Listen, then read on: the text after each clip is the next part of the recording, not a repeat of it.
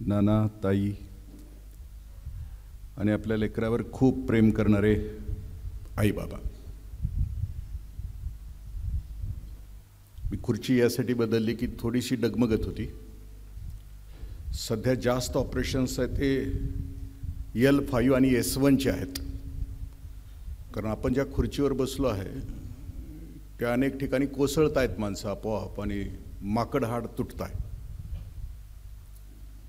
म्हणून बदलण्याचा प्रयत्न केला.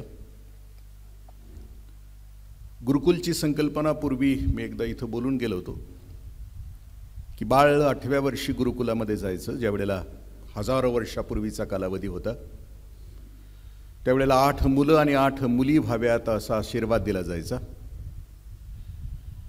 अष्टपुत्र सौभाग्यवती भव आणि अष्टपुत्री सौभाग्यवती भव असा आशीर्वाद दिला जायचा. पण हा दिला जायचा 24व्या वर्षी दिला जायचा. 8व्या वर्षी बाळ जात असताना गुरुकुलामध्ये बाप पहिला गुरु असायचा त्या लेकराचा आणि 8व्या वर्षी तो बाप आपल्या मुलाला दीक्षा द्यायचा गायत्री मंत्राची. त्या बापानं ह्या मंत्राची दीक्षा त्याच्या 8व्या वर्षी घेतलेली असायची. तिची पुढची लग्न आणि लग्नानंतर मुलं आणि त्यानंतरची दीक्षा म्हणजे त्याच्या आयुष्याची 2-3 तप ही साधना झालेली असायची. तो आतून शुद्ध आणि पवित्र झालेला असायचा आणि मग तो आपल्या मुलाला ही दीक्षा देण्याच्या पात्रतेचा तो बाप व्हायचा.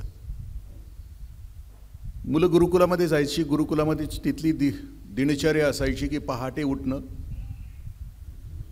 ऋषी असं म्हणतात की रात्रीच्या 4 प्रहरामध्ये उठावं. कधी ज्यांचे चेहरे अजून विनम्र आहेत, कदाचित ते स्मॉल स्क्रीनवर आहेत, त्यांना विनंती आहे की एवढे विनम्रता एक तासभर ठेवू नका.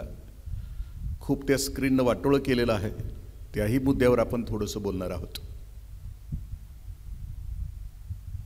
त्या गुरुकुलची दिवसभराची दिनचर्या असायची की मुलं पहाटे उठायची, ध्यान करायची, शरीराची साधना करायची.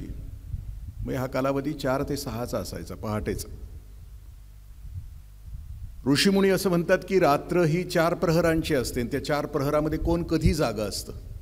पहिले प्रहर सबकोई जागे असं म्हटलं. 6 ते 9 सगळेच जागे असतात. प्राईम सिरियल्स असतात, दिवसभराच्या बातम्या असतात, डोक्यामध्ये हिंसा घृणा टाकणाऱ्या. पहिले प्रहर सबकोई जागे. दुसरे प्रहर जागे भोगी. दुसऱ्या प्रहरामध्ये 9 ते 12 रसामंडळ, eat drink and be happy, ये दिल मांगे मोरवाली जागे असतात. दुसरे प्रहर जागे भोगी. तिसरे प्रहर जागे तस्कर और तिसरे प्रहर जागे रोगी असं म्हटलं. तिसऱ्या प्रहरामध्ये चोर जागे असतात आणि रोगी जागे असतात, झोप येत नाही. और चौथे प्रहर जागे योगी असं म्हटलं. मग त्या गुरुकुलामधली मुलं योगी म्हणून पहाटे जागी व्हायची. स्नानाविषयी सुद्धा ऋषी असं म्हणतात की 4 वाजताचं स्नान ऋषी स्नान, 5 वाजताचं स्नान माणूस स्नान आणि 6 वाजताचं राक्षस स्नान. आता आपलं कोणतं होतं आपल्याला सांगण्याची आवश्यकता नाही आहे. 6 वाजता स्नान आपण म्हणू, 7 वाजता आंघोळ म्हणू आणि 8 वाजता रेडा धुतला काय ह्याला धुतला का काही फरक पडत नाही. आपल्या घरात कोण धुतलं जातं सांगण्याची आवश्यकता. गुरुकुलातली दिनचर्या असायची ती 4 ते 6. म्हणजे पाटी पुसली जायची रात्री, म्हणजे त्याच्यावर पुन्हा दिवसभर रेखाटायला बरं जायचं. मग 6ला सूर्य उगवला एकदा की त्या लेकरांचा कर्मयोग सुरू व्हायचा. पहाटे ज्ञानयोग असायचा, दिवसभरामध्ये कर्मयोग असायचा. जे गुरु शिकवायला आलेले असायचे ते 72 वर्षाच्या नंतरचे गुरुजी त्यावेळेला गुरुकुलामध्ये यायचे. म्हणजे ज्यांनी जीवनाचा अनुभव घेतला आहे, ज्यांचा ब्रह्मचर्य आश्रम आणि ज्यांचा गृहस्थाश्रम पूर्ण झाला आहे, ज्यांनी जीवनाची समृद्धी कमावली आहे, व्यक्ती परिस्थिती आणि घटना यांच्याशी संयोग पाहून आतून जे समृद्ध झालेत ते सगळे गुरुजी म्हणून तिथे यायचे. ते शिक्षक असायचे आणि ते आपल्या आयुष्याचं ज्ञान उगवणाऱ्या पिढीला द्यायचे. मग ते दिवसभरामध्ये 64 कला शिकायची ते लेकरं. ज्याच्यामध्ये जी गुणवत्ता आहे, जे सामर्थ्य आहे, त्या सामर्थ्यानिशी तो समृद्ध व्हायचा दिवसभरामध्ये. सूर्य मावळला की ते आचार्य समोर बसायचे लेकरांचे आणि त्यांच्या मनामध्ये जिज्ञासा निर्माण करायची. त्या लेकरं समोर बसली की आचार्य गुरुजी विचारायचे लेकरांना की बाळानो, डाळिंबीच्या दाण्यामध्ये दाणे कोण भरतं, आंब्याच्या रसामध्ये रस कोण भरतं, आपल्या हृदयाचे 72 ठोके टाकतं कोण? मिनिटाला 15 श्वास कोण टाकतं? खाल्लेलं अन्न पचवतं कोण? पचवलेल्या अन्नाचं रक्त कोण करतं? केलेल्या रक्ताचं रक्ताभिसरण कोण करतं?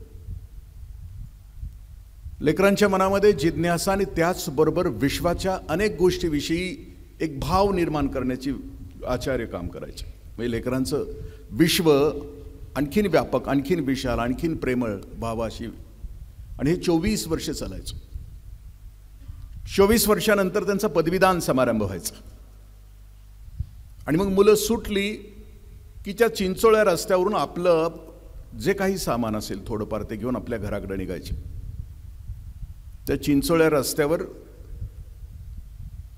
काट्यांच्या फांजरी टाकलेल्या असायच्या.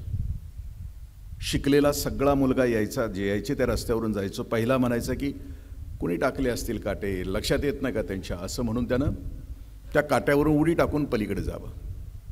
दुसरा मुलगा यावा, संध्याकाळ होत आली आहे, मागच्याला त्रास नाही का होणार, काटे असे रस्त्यात टाकायचे असतात का, म्हणून तो काट्याच्या बाजूनं जाऊन रस्ता क्रॉस करायचा. तिसरा जो पाठीमागून यायचा त्याच्या लक्षात यायचं की अरे काटे, आता अंधार पडणार आहे, माझ्यानंतर जो कोणी येईल त्याला त्रास होणार आहे. आणि म्हणून तो तिसरा आहे तो रस्त्यातले काटे उचलायचा, दूर फेकून द्यायचा. आणि मग त्या झुडपाच्या आतमध्ये लपलेले आचार्य बाहेर यायचे.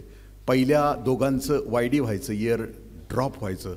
तो शेवटचा मुलगा फक्त सुटायचा, कारण तो समाजात जगण्याच्या लायकीचा व्हायचा. कारण त्याला माहीत होतं अंधाराला शिव्या देऊन अंधार नाहीसा होत नाही, अंधारामध्ये एक पंक्ती लावायची असते. हे गुरुकुलाचं शिक्षण असायचं. तो विशाल माणूस असायचा, तो व्यापक माणूस असायचा. तो माझ्यासारखा पोपट नसायचा, पंडित नसायचा, फक्त तत्वज्ञान सांगणारा नसायचा, तर तो जगणार असायचा. जसं की कबीर म्हणतात की हम बोले आंखों देखी, तुम बोले कागज की लिखी. म्हणजे गुरुकुलातून बाहेर पडणारा मुलगा त्या ताकदीचा, त्या क्षमतेचा असावाच. काळ बदलला, आम्ही आत्तापर्यंत आलो, इथंपर्यंत आलो. शिक्षण मधल्या कालावधीमध्ये अंधार, मग सुरू झालं आत्ताचं आपलं शिक्षण. घोका आणि ओका ज्या शिक्षण व्यवस्थेमध्ये आम्ही आहोत. असं म्हटलं जातं की आत्ता मी ज्या शिक्षण व्यवस्थेमध्ये शिकलो त्या शिक्षणाचा संबंध इन्कमशी जोडला, पॅकेज, प्रेस्टीज आणि प्रॉपर्टीसाठी जोडला. शिक्षण घेतलं की माझं पॅकेज मोठं असेल, मला मान सन्मान मोठा असेल आणि मला खूप प्रॉपर्टी कमायची. म्हणजे जगण्याचा अर्थ कमावणं यासाठी शिक्षण, असा आम्ही शिक्षणाचा अर्थ करा. अर्थपूर्ण जगणं यासाठी शिक्षणाकडे आम्ही नाहीये बघितलं. अर्थ कमावणं यासाठी शिक्षण, आणि या दृष्टीने आम्ही शिक्षणाकडे बघितलं. मग अर्थपूर्ण जीवन कुठं? म्हणजे जीवनाचा विकास खूप उमलला आहे आतून, तो आतून खूप फुलला आहे, रसरशीत जीवन जगतो आहे त्याच्या आयुष्यामध्ये. तो असं तणावाचं जीवन जगत नाही आहे, विक्षिप्त जीवन जगत नाही, विकृत, संकुचित, स्वार्थी, लबाड, खोटं जीवन जगत नाही आहे. रसरसून जीवनाचा आनंद घेतो आहे. म्हणजे रसरसून याचा अर्थ की तुकोबरायांचा एक अभंग आहे, सेवितो हा रस वाटितो अनेका, होऊ नका रानभरे, असं तुकोबराय. म्हणजे तुकोबराय ज्या अवस्थेला पोहोचले त्या अवस्थेला ते लेकरू आपल्याच आयुष्यामध्ये पोहोचावं, एका उंचीला पोहोचावं, एका व्यापकतेला पोहोचावं. मी जो रस प्राप्त केला आहे आनंदाचा, उत्साहाचा, तो मी सगळ्यांना वाटायला बसलो आहे. होऊ नका रानभरी, असं तुकोबराय. रानभरी नावाचा पक्षी आहे. तो पक्षी असा उडतो, एकदा सत्तेच्या भिंतीवर आदळतो, एकदा संपत्तीच्या भिंतीवर आदळतो, एकदा पदाच्या भिंतीवर आदळतो, एकदा प्रतिष्ठेच्या भिंतीवर आदळतो, एकदा सौंदर्याच्या भिंतीवर आदळतो. तुम्ही आम्ही अख्खा आयुष्य ह्या नश्वर ज्या 5-6 भिंती आहेत ना, सत्ता, संपत्ती, पद, प्रतिष्ठा, मान आणि सौंदर्य, या भिंतीवर आम्ही आमचा कपाळमोक्ष प्रत्येक उडी मारताना घेतो आणि शेवटी याच गोष्टीमध्ये कपाळमोक्ष होऊन मरतो, असं तुकोबराय म्हणतात. खऱ्या आनंदाकडे आम्ही जातच नाही. The ultimate goal of the life is happiness, असं म्हटलं. म्हणजे जीवनाचा सगळ्यात मोठा आनंद कोणता असेल तर तो आनंद आहे. गेल्या 10 वर्षापूर्वी D.H. लॉरेन्स नावाचा युरोपमधला एक शिक्षण तज्ज्ञ आहे, मानसोपचार तज्ज्ञ आहे. तो असं म्हणतो की येती 100 वर्ष जगभरातल्या सगळ्या शाळा बंद करून टाका. केवढं डेंजर विधान आहे. कारण तो असं म्हणतो की जगभरातल्या सगळ्या शाळांनी एक अहंकारी माणूस निर्माण केला, मीच शाना असं म्हणणारा माणूस तयार केला, मीच अंतिम, आणि एक क्रूर माणूस जन्माला घातला. असं मी नाही म्हणत. असं कोण म्हणतंय? कोण म्हणतंय? लॉरेन्स म्हणतो. मध्ये मध्ये असं जागं व्हा. म्हणजे तुमचा चेहरा असा दिसू द्या, कारण चांगल्या शिक्षकाचं लक्षण कोणतं आहे की तो बोलतो आहे ते पुढच्यांच्या चेहऱ्यावर ते प्रकट होत आहे. म्हणजे तुम्ही आरसा आहे माझा वक्त्याला. असं म्हणजे असं म्हटलं जातं की ऐकणाऱ्यांचे प्रकार 4 आहेत. कनिष्ठ श्रोता, ती येतंय बसतंय निघून जाते, त्यांना ऐकलेलं असतंय पण ठोकळा, ते इकडं बघ तिकडं बघ, सुधामूर्ती का लावले तिथं, हे का लावलंय, कशाला लावलंय, त्याचं लक्ष वक्त्याकडे नसतं. ती येतंय बसतंय निघून जात आहे. तर नानांनी बोलवलंय, पर्यायच नाही, पोरगं घातलंय शाळेला, यायलाच पाहिजे म्हणून. त्याच्यापेक्षा वरचा श्रोता असतो तो दिवाळीतल्या लाईटसारखा असतो, लाईटिंगसारखा असतो, येतंय जातंय. हसलं की ते बघतंय पुढं, तेवढे 4 शब्द ऐकतंय, पुन्हा गेलंय ते आपल्या कोशामध्ये. मन हिंडे 10 दिशा, ही तर नसतंच ते. त्याच्यापेक्षा वरचा श्रोता असतो तो ऐकतो, खूप छान ऐकतो. म्हणजे वक्त्याला सुद्धा वाटतं की माझा भक्तच समोर बसलाय. प्रचंड एकाग्रता, दाद देता येते. आणि बाहेर गेल्यानंतर त्याला जर विचारलं की कसं काय झालं व्याख्यान, ते म्हणते छान झालं. काय सांगितलं, नाही छान झालं. सांगितलेला एकही मुद्दा त्याला आठवत नाही, म्हणते छान झालं. विवेकानंदांचं एकदा व्याख्यान इंग्लंडमध्ये होतं, चर्चमध्ये होतं, आणि व्याख्यानाचा विषय होता त्याग. स्वामीजींचं व्याख्यान म्हणजे प्रचंड प्रतिभा, त्यांचा ऑरा, त्यांचं व्यक्तिमत्व प्रचंड होतं. म्हणजे नुसते स्वामीजी निघाले एखाद्या गर्दीतून तरी उत्साह निर्माण व्हायचा. तेवढी शुद्धता, तेवढी पवित्रता त्यांच्याकडे होती. शब्दांचं सामर्थ्यही तितकं होतं. त्यागावर बोलत असताना त्या भाषणाच्या नंतर स्वामीजींनी एखाद्याला मान कापून मागितली असती तरी दिली असती.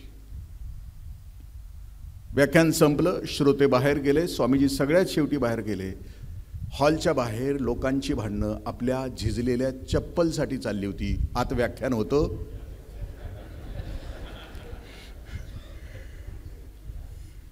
आम्ही प्रवचनाला जातो, प्रवचनाला गेल्यानंतर माणसं आमच्या पाया पडतात. कशासाठी पडतात? जे काय तासभर सांगितलं असशील ते तुझ्या पायावर ठेवून आम्ही निघालो. जे काय जगायचं असेल ते तुझं जग. काय तुला मोठं व्हायचं हो, आतून विकास तुला करायचं, तू ज्ञानी, तू प्रकाशमान, तू सगळं तुझ्या पायावर ठेवून निघालो आमचं आम्ही. आणि उत्कृष्ट श्रोता असतो तो कल सुना आज बना. ऐकलं, त्याच्यातलं जेवढं स्वतःला स्वीकारता येईल त्याचा स्वीकार केला, आतून परिपक्वता, मॅच्युरिटी घेऊन तो पुढे निघून गेला असं म्हटलं. मुद्दा आपला पालकत्वाचा. पालकत्वाविषयी एक गोष्ट सांगितली जाते, ती सुजित कुट्टन नावाच्या मुलाची सांगितली जाते. हा चेन्नईमधला मुलगा 12वीला आहे, पळणार आहे, धावणार आहे.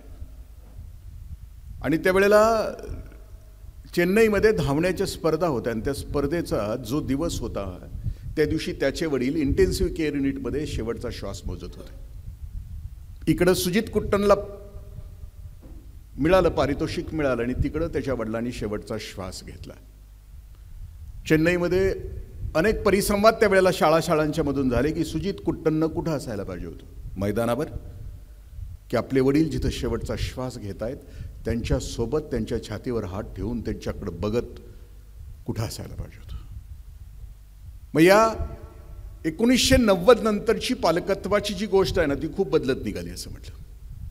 फ्युचरॉलॉजीवर काम करणारे अनेक विचारवंत असं म्हणतात की 90 नंतरचा जो काळ आहे तो खूप भयानक चालू झाला.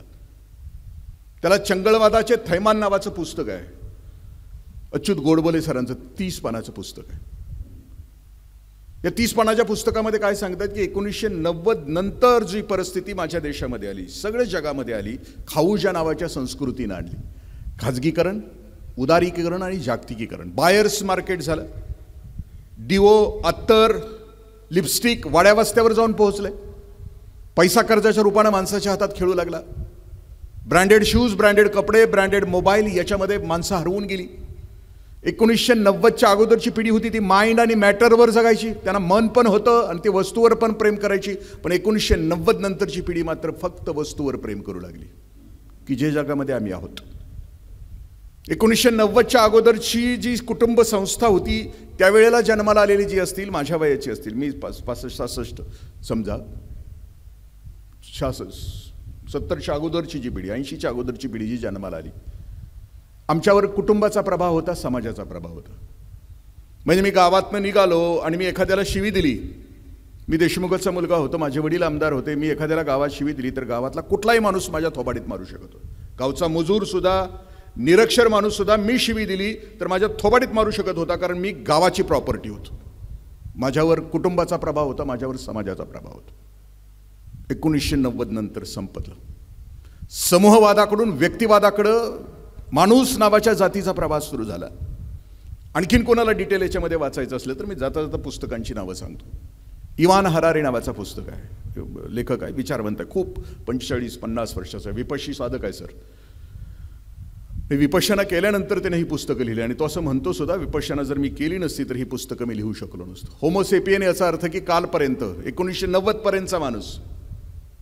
आणि आता जी पिढी आहे की आता 2040 2050 साली तुमच्या माझ्या पोटी जन्माला आलेली लेकरं आहेत, त्यांना होमोडेस असं तो म्हणतो आहे. ती कशी असणार आहेत? AI च्या काळातली पोरं आत्ता, अल्गोरिदमच्या काळातली पोरं आत्ता कशी असणार आहेत? ती शरीरानं दुबळी असतील पण बुद्धिमत्तेनं प्रचंड वेगवान असतील, पण हा प्रवाह आहे त्या लेकरांना नाही थोपवू शकणार. तो असं म्हणतोय की आता जुन्या सगळ्या गोष्टी कोसळून पडत आहेत, नवीन येणाऱ्या गोष्टींचा वेग प्रचंड आहे. एका संक्रमणाच्या स्थितीमध्ये आत्ताची पोरं आहेत आणि त्यांना भयानक भविष्याचा संघर्ष करावा लागणार आहे वेगवेगळ्या गोष्टींचा. त्याच्यासाठी आईबाप म्हणून आणि शाळा म्हणून, शिक्षक म्हणून खूप मोठी जबाबदारी असणार. काय जबाबदारी असणार आहे त्याची उत्तर पण त्यांना 21व्या शतकामध्ये 21 सूत्र नावाच्या पुस्तकामध्ये दिली. आणि आता नवीन त्याचं आत्ता पुस्तक आलंय 2-3 महिन्यापूर्वी, नेक्सस म्हणून. त्याच्यामध्ये तोच विचार करतो की माणूस नावाची जात या पृथ्वी तलावर सुखानं आणि समाधानानं राहण्यासाठी जगभरातल्या सगळ्या व्यवस्था कशा असल्या पाहिजे, शिक्षण कसं असलं पाहिजे, आरोग्य कसं असलं पाहिजे, उद्योग व्यापार कसे असले पाहिजेत, याच्यावर तो विचार करतो. मग 1990 नंतरचा जो आहे, 1990च्या अगोदर हम दो हमारे दो माँ बाप फेक दो, ती कुटुंब संस्था होती. त्यानंतर हम दो हमारा एक बजाज, एकच बाळ्या आणि एकच बाळी, आता तिघांचं कुटुंब झालं. मी ज्या घरात जन्माला आलो, मी ज्या कुटुंबात जन्मी, लहान असताना माझ्या घरामध्ये 67-68 माणसं होती. चुलते, आम्ही 7 भाऊ, मला 5 बहिणी, मी सगळ्यात शेवटचा.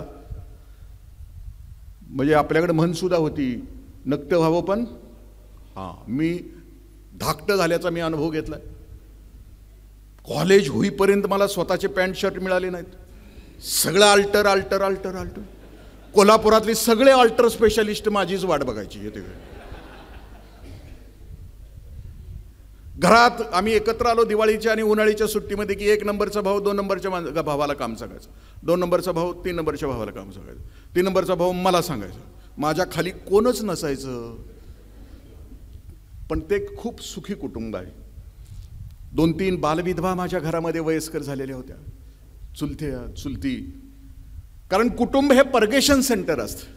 समाजामध्ये दुःख आणि वेदना झाल्यानंतर, काही अपमान झाला, दुःख झालं तर पळत घरात येऊन कुणाच्या तरी पदराखाली लपून आसव मोकळं करण्याची व्यवस्था म्हणजे कुटुंब. तुमची पोरं आत्ता सांगतात तुम्हाला, तुमची पोरं मित्राला सांगतील, मित्राच्या भावाला सांगतील, पण तुम्ही आईबाप म्हणून आपल्या पोरांच्या मित्रत्वाला किंवा विंडो होण्याची आम्ही पात्रता नाही कमावली. ही व्यवस्था आईबाप म्हणून आम्ही फेल झालोय आताच्या ह्याच्यामध्ये. पण मी ज्या काळामध्ये जन्माला आलो, मी सांगायचो पहिल्यांदा आईला, चुलतीला, भावाला. ते पर्गेशन सेंटर होतं ना माझ्यासाठी. कुटुंब व्यवस्थेमध्ये मन मोकळं करण्याचं सगळ्यात मोठं साधन होतं ते. काळ बदलला, आम्ही आता आलो, 3-3 पिढ्या आम्ही एकत्र राहिलो. संध्याकाळची प्रार्थना व्हायची आमच्या घरामध्ये. दिव्या दिव्या दीपत्कार, कानी कुंडल मोतीहार, दिवा जळू दे सारी रात. ज्या निष्ठेनं आत्ता प्राईम सिरियल्स बघितले जातात त्या निष्ठेनं आमच्या घरापुढं तुळशीच्या खाली बसून 3-3 पिढ्या आम्ही. घरातली पीडा बाहेर जाऊ दे, बाहेरच्या लक्ष्मीला घरात येऊ दे, घरच्या धन्याला उदंड आयुष्य लाभू दे. प्रार्थना. त्यावेळेला कळायचं नाही की या लिहिणारानं ही प्रार्थना अशी का लिहिली. घरातली पीडा बाहेर जाऊ दे, बाहेरच्या लक्ष्मीला घरात येऊ दे, घरच्या धन्याला उदंड आयुष्य लाभू दे का लिहिली. व्यसनमुक्तीमध्ये गेले 25-30 वर्ष मी काम करतो आहे. अर्धवट आयुष्य व्यसनांच्या मुळे टाकून गेलेल्या माझ्या बहिणी, त्या त्या लेकी आहेत, त्यांचं दुःख तपासताना लक्षात येतं की घरातला घरधनी व्यसनाच्या आहारी जाऊन अर्धवट आयुष्य टाकून निघून गेल्यानंतर तो त्रास होऊ नये म्हणून या प्रार्थनेतून ती घरधनीन आपल्या घरधण्याला सांगते, घरातली पीडा बाहेर जाऊ दे, बाहेरच्या लक्ष्मीला ती सांगते की घरधन्या नको व्यसनाच्या आहारी जाऊ, नको अर्धवट लग्न केलंयस ना तर कड लाव ना, मध्येच मरू नको ना व्यसनाच्या आहारी जाऊन. कारण भातुकलीच्या खेळातला एकदा राजा मरून गेला की राणीला पाठीमागं संसार करताना काय त्रास होतो तुला कुठं माहिती आहे. आणि म्हणून त्या प्रार्थनेतून ती सांगायची की घरच्या धन्याला उदंड आयुष्य लाभू दे. काळ बदलला, घरातल्या व्हायब्रेशन्स बदलल्या.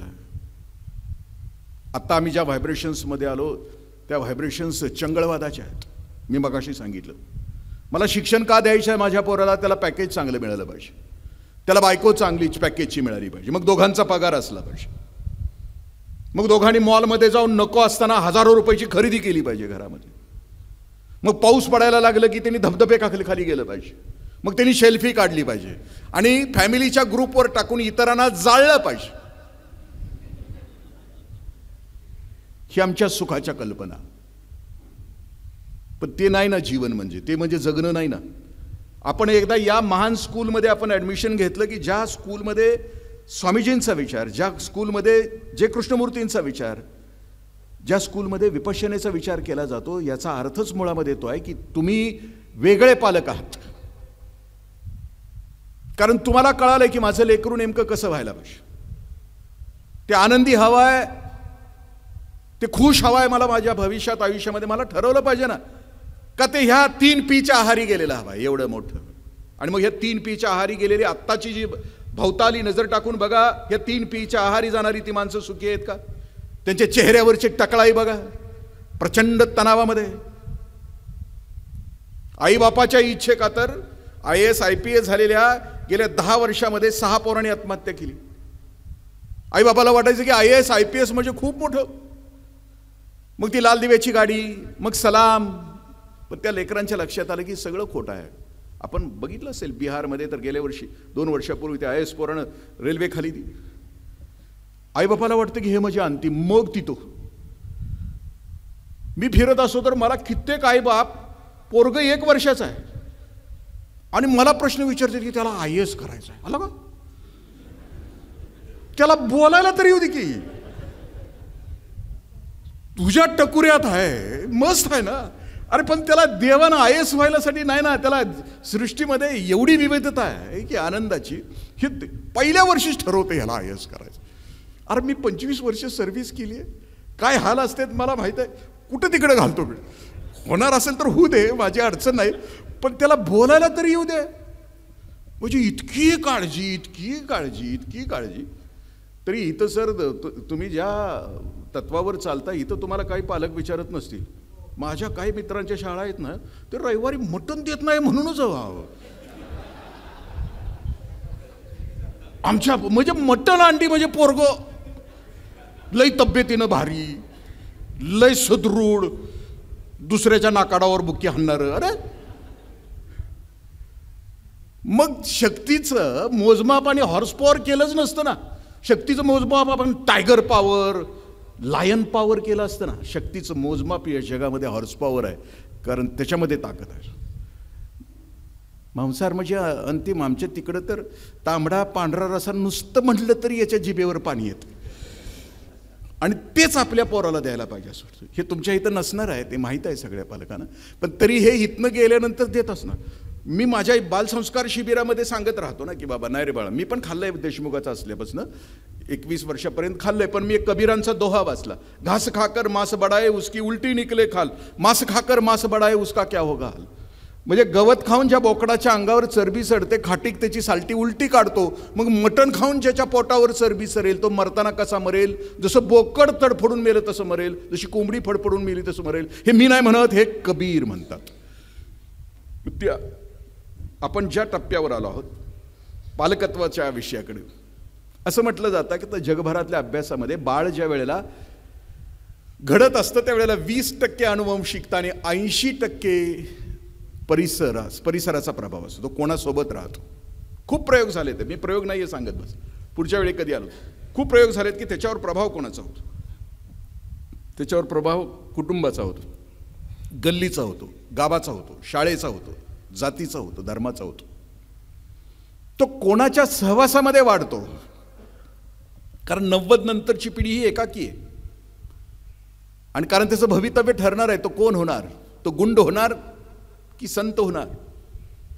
तो चांगलं आयुष्य जगणार होणार की खडबडीत आयुष्य जगणार होणार? तो कोणाच्या सहवासात आहे त्याच्यावर ठरत राहतो. एक चित्रकार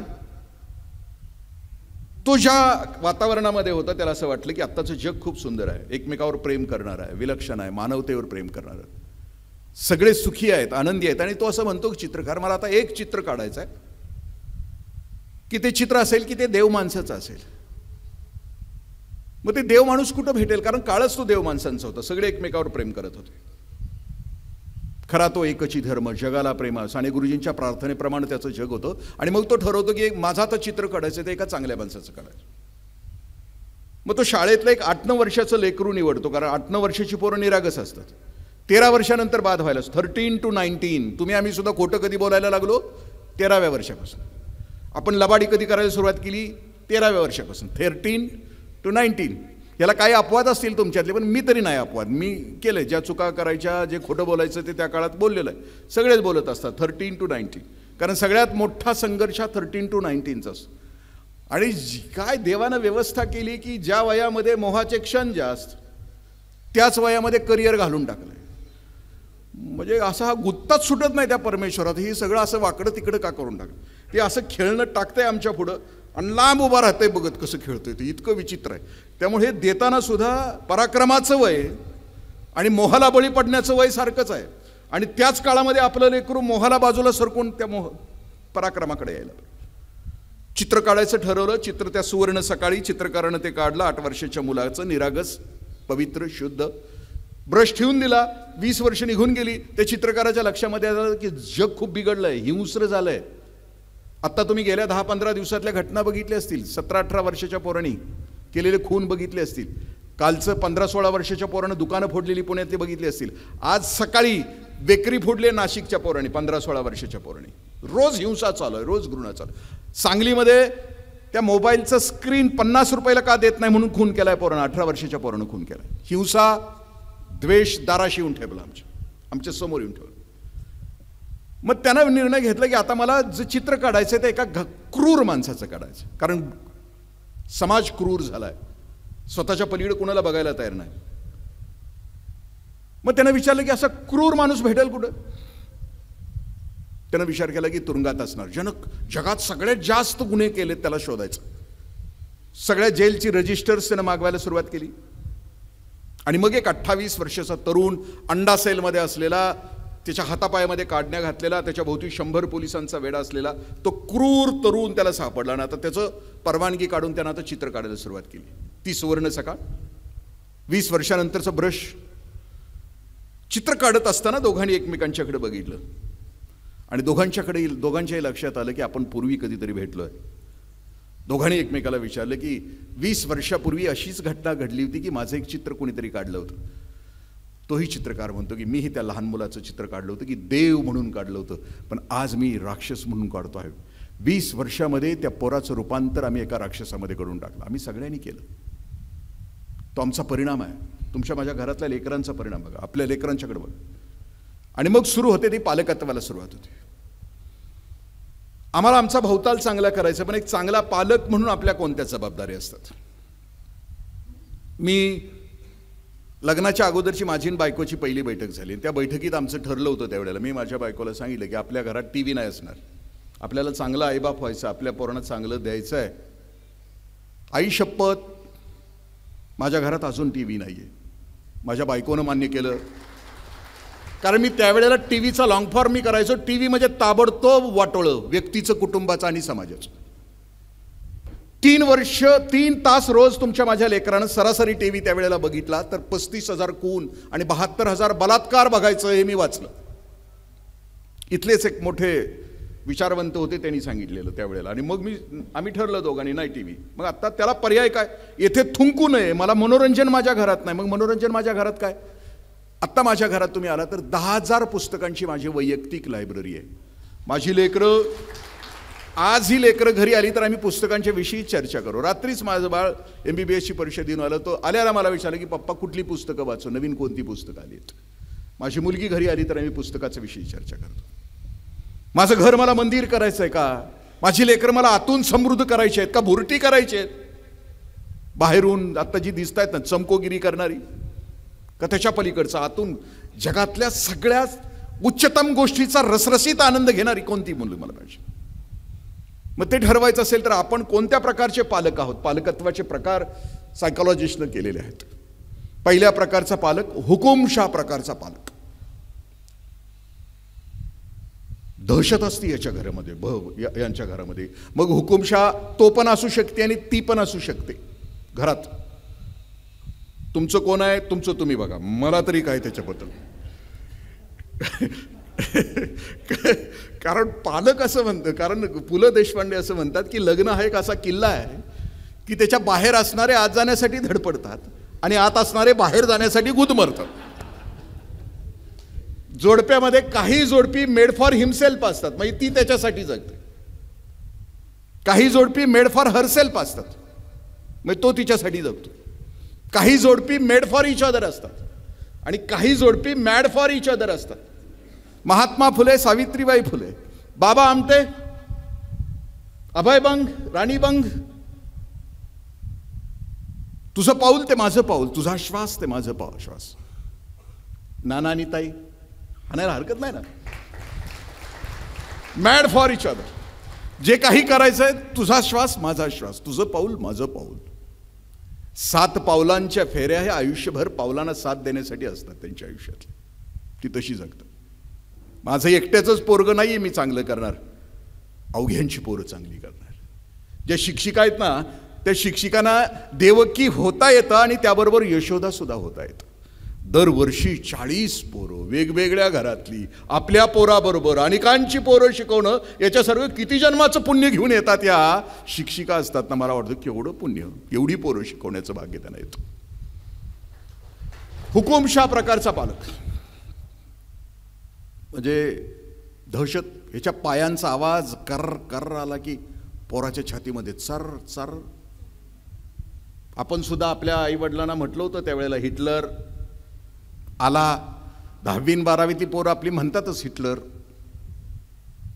संवाद नसतो, खुरटून जातात पोरं, निर्णय घेता येत नाही. जिथं दहशतीचं म्हणजे पालकत्व म्हणजे त्याचं किंवा तिचं कुणाचंही असू द्या, जो घराचा मालक आत्ता आहे तो.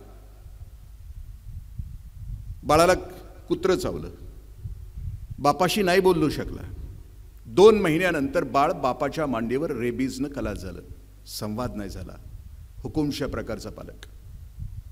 माइंड आणि मॅटरमध्ये बापानं गाडी आणली नवीन. गाडी खाली पार्किंगमध्ये लावली होती. मुलगा खाली मित्रांच्या सोबत खेळत होता. खेळत असताना मुलानं त्या गाडीवर काहीतरी काढायचा प्रयत्न केला. दगडानं तो लिहित होता त्या गाडीवर.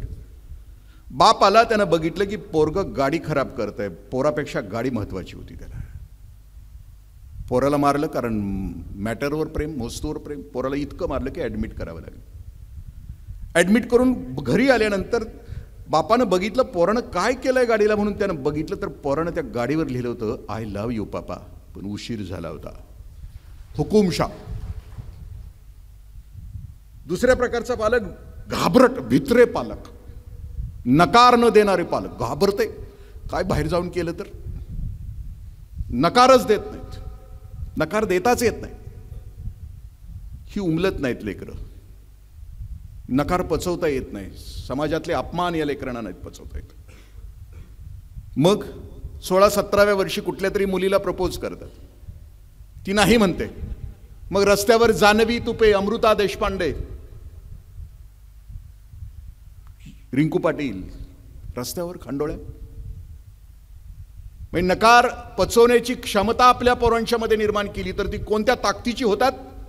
आत्ता या वर्षीच्या 12वी, आता जे वर्ष गेलं निघून त्याच्यामध्ये 12वीच्या बोर्डाच्या परीक्षेमध्ये उत्तर प्रदेशच्या बोर्डाच्या परीक्षेमध्ये पहिली आली मुलगी.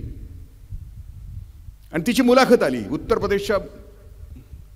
त्या मुलाखतीमध्ये दुर्दैवानं तिचं हार्मोन इम्बॅलन्स झालेलं असल्यामुळं तिला दाढी आणि मिशा होत्या. त्याच्या खाली या भारतातल्या नीच नराधमाने तिला ट्रोल केलं. जे ट्रोलर्स आहेत ना, हरामखोर आमच्या आजूबाजूचे, तिच्या बुद्धिमत्तेवर तिला नाही प्रेस केलं, तिला ट्रोल केलं. असंही तू हिमाचल, त्या पोरीला हार्मोनल इम्बॅलन्स. त्याच लेकीचं माझ्या दुसरं व्हिडिओ बघा तुम्ही यूट्यूबवर, लगेच दुसरा. त्यातला पहिला प्रश्न त्या विचारलाय मुलाखतीमध्ये की तुला ट्रोल केलं दाढी मिशा आहेत म्हणून, तुला वाईट नाही वाटलं? पोरगी लय भारी हसते, लय भारी हसते. तिला शिकवलंय आई बापांनी नकार कसा पचवावा, अपमान कसा गिळावा आणि सहजतेनं कसं जगावं. ती पोरगी हसते. ती म्हणते की मी दाढी मिशानं मी अख्ख्या भारतामध्ये फेमस झाले, याच्यासारखं दुसरं कोणतं असेल असं म्हणते. दुसरं उत्तर त्या लेकीचं कोणतं आहे? हे हार्मोनल इम्बॅलन्स आहे. एक गोळी खाल्लं तर निघून जातील दाढी मिशा, आणि ब्युटी पार्लर 5-5 मिनिटावर आहे, संपून जाईल ना विषय. ती पोरगी बघताना बघा काय तिचं संगोपन केलं असेल आई वडिलांनी, काय ती स्वतः समृद्ध झाली असेल आतून. एवढा मोठा अपमान पचवण्याची ताकद, ती क्षमता आईबापांनी कशी निर्माण केली असेल. ही तर पोराचा अपमान आईबापाला आपला अपमान वाटतो आणि ती जगावर तुटून पडतंय. अरे तो आतून, कारण त्याला आम्ही शिकवत नाही ना बाळा. आयरन आणि हातोड्यामध्ये एक आयरन हजारो हातोडे तोडते, पण आयरन शेवटपर्यंत राहते. ती पचवण्याची क्षमता आम्ही त्याच्यात निर्माण केली तर ते दीर्घकाळ असतं. पुढच्या प्रकारचा पालक आहे तटस्थ पालक. तुझं तू जग, माझं मी जगतो. तू माझ्या जगामध्ये यायचं नाही, मी तुझ्या जगामध्ये यायचं नाही. मी तुझा एटीएम आहे, पैसे माग, वस्तू माग, घे ढिगभर, पण तुझं तू जग. मी ज्या पालकत्वाचं वर्णन करतो आहे ते चुकून कुणाला लागू पडत असेल तर तो योगायोग समजावा.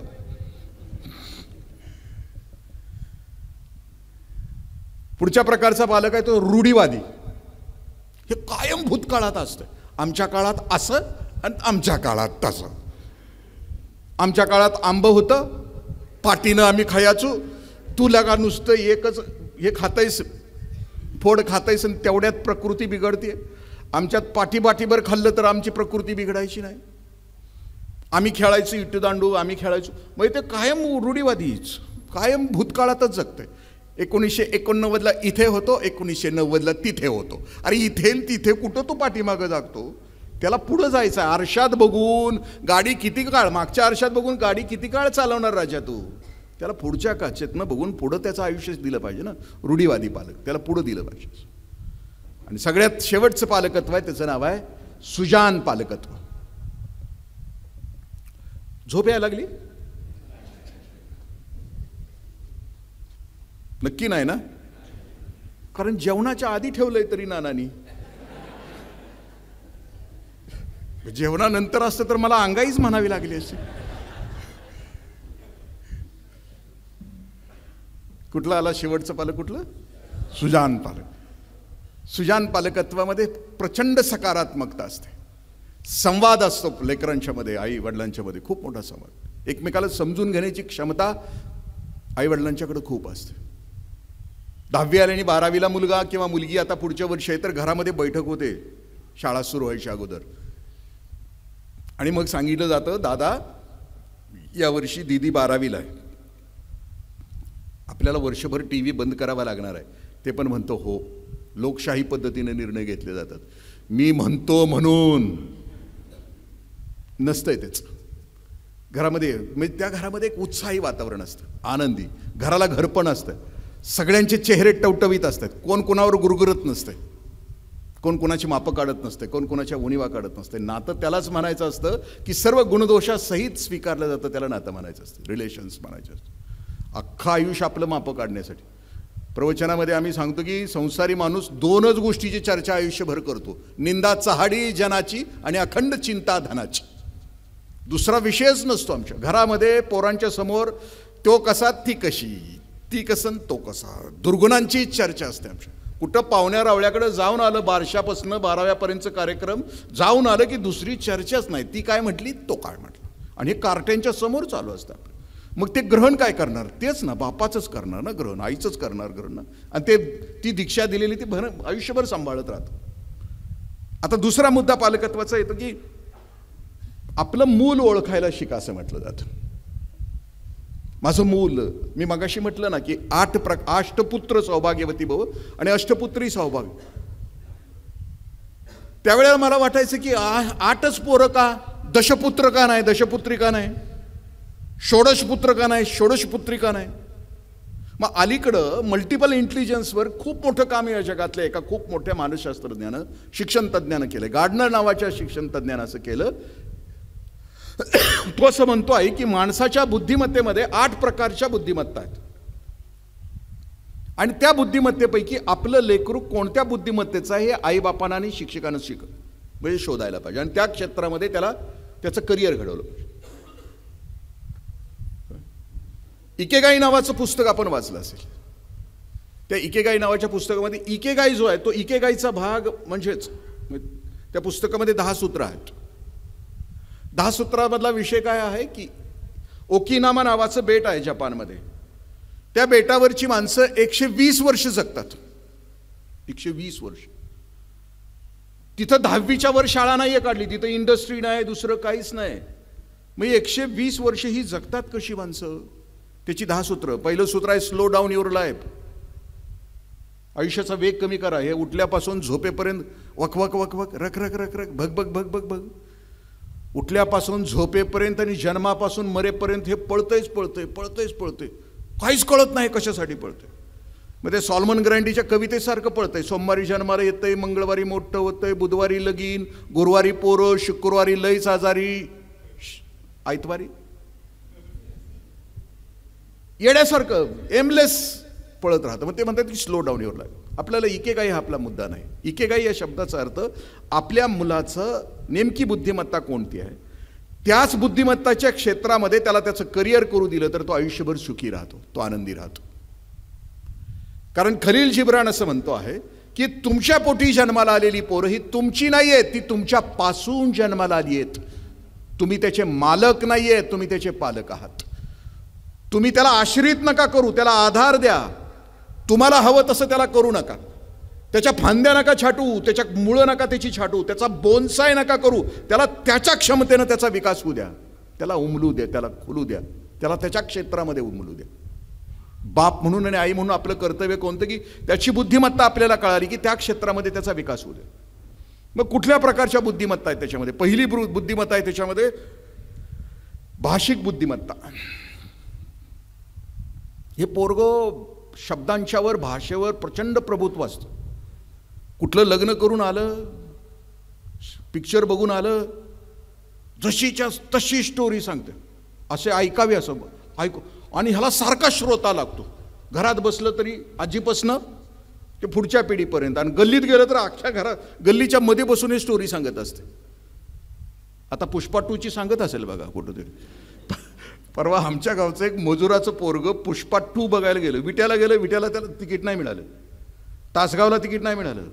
इस्लामपूरला तिकीट मिळालं. दुसऱ्या दिवशी 24 तासानं घरात परत आलं. पराक्रम करून पुष्पा 2 बघून आलं.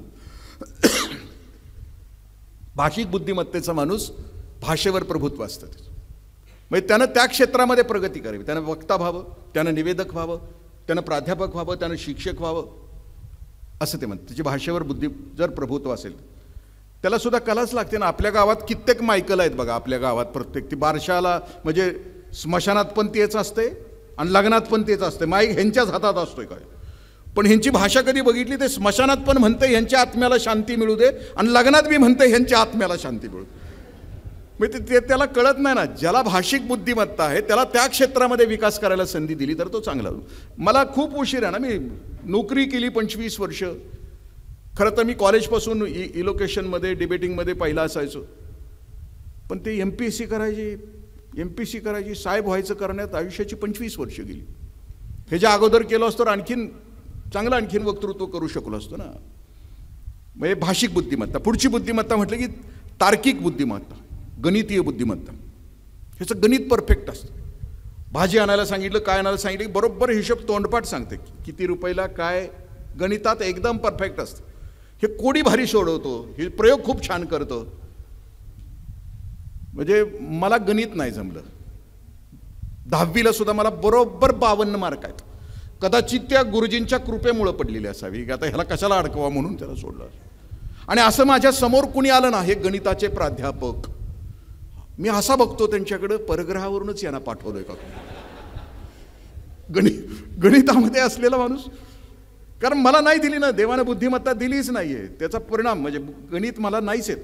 पण तरी आपल्याला सगळ्यांना एक गणित येते का बघू. आपण सगळ्यांनी एक संख्या मनात धरली, सगळ्यांनी धरली का? होय तरी म्हणा की अरे काय सर आल्या नाश्ता नाही दिला आहे ना, त्यांचं ते घेऊन आलेत, त्याची दुप्पट करा केली, त्याच्यात माझं 10 मिसळा, त्याची निमपट करा, मनात धरलेली संख्या कमी वजा करा, 5 उत्तर आलं सगळ्यांचं. हां, गणितीय बुद्धिमत्ता असं म्हणतात.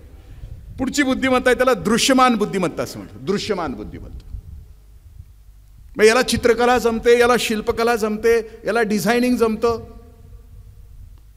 मग त्याच्या बुद्धीमध्ये ते असतं की मला, आपल्याला कळत नाही ना ह्या दगडामध्ये कोणाची मूर्ती आहे, कोणते टवके काढून टाकावे म्हणजे शिल्प प्रकट होईल, आपल्याला नाही कळत. पण ज्याला ही बुद्धिमत्ता दिली त्याला ते कळतं. चित्र कोणतं आहे त्याला कळतं. रशियामध्ये एकेनान नावाचा एक खूप मोठा चित्रकार होऊन गेला. त्याला दोन्ही हात नव्हते, धड होतं नुसतं. पण त्याला कळायला लागल्यापासून त्याला असं वाटायचं की मी चित्रकार म्हणून जन्माला आलोय, पण मला हात नाही येत, मला हात नाही येत. त्यानं 20व्या वर्षी तोंडात पेन्सिल घेतली आणि चित्र काढायला सुरुवात केली. 3 वर्ष लागली त्याला चित्र व्यवस्थित यायला, पूर्ण करायला.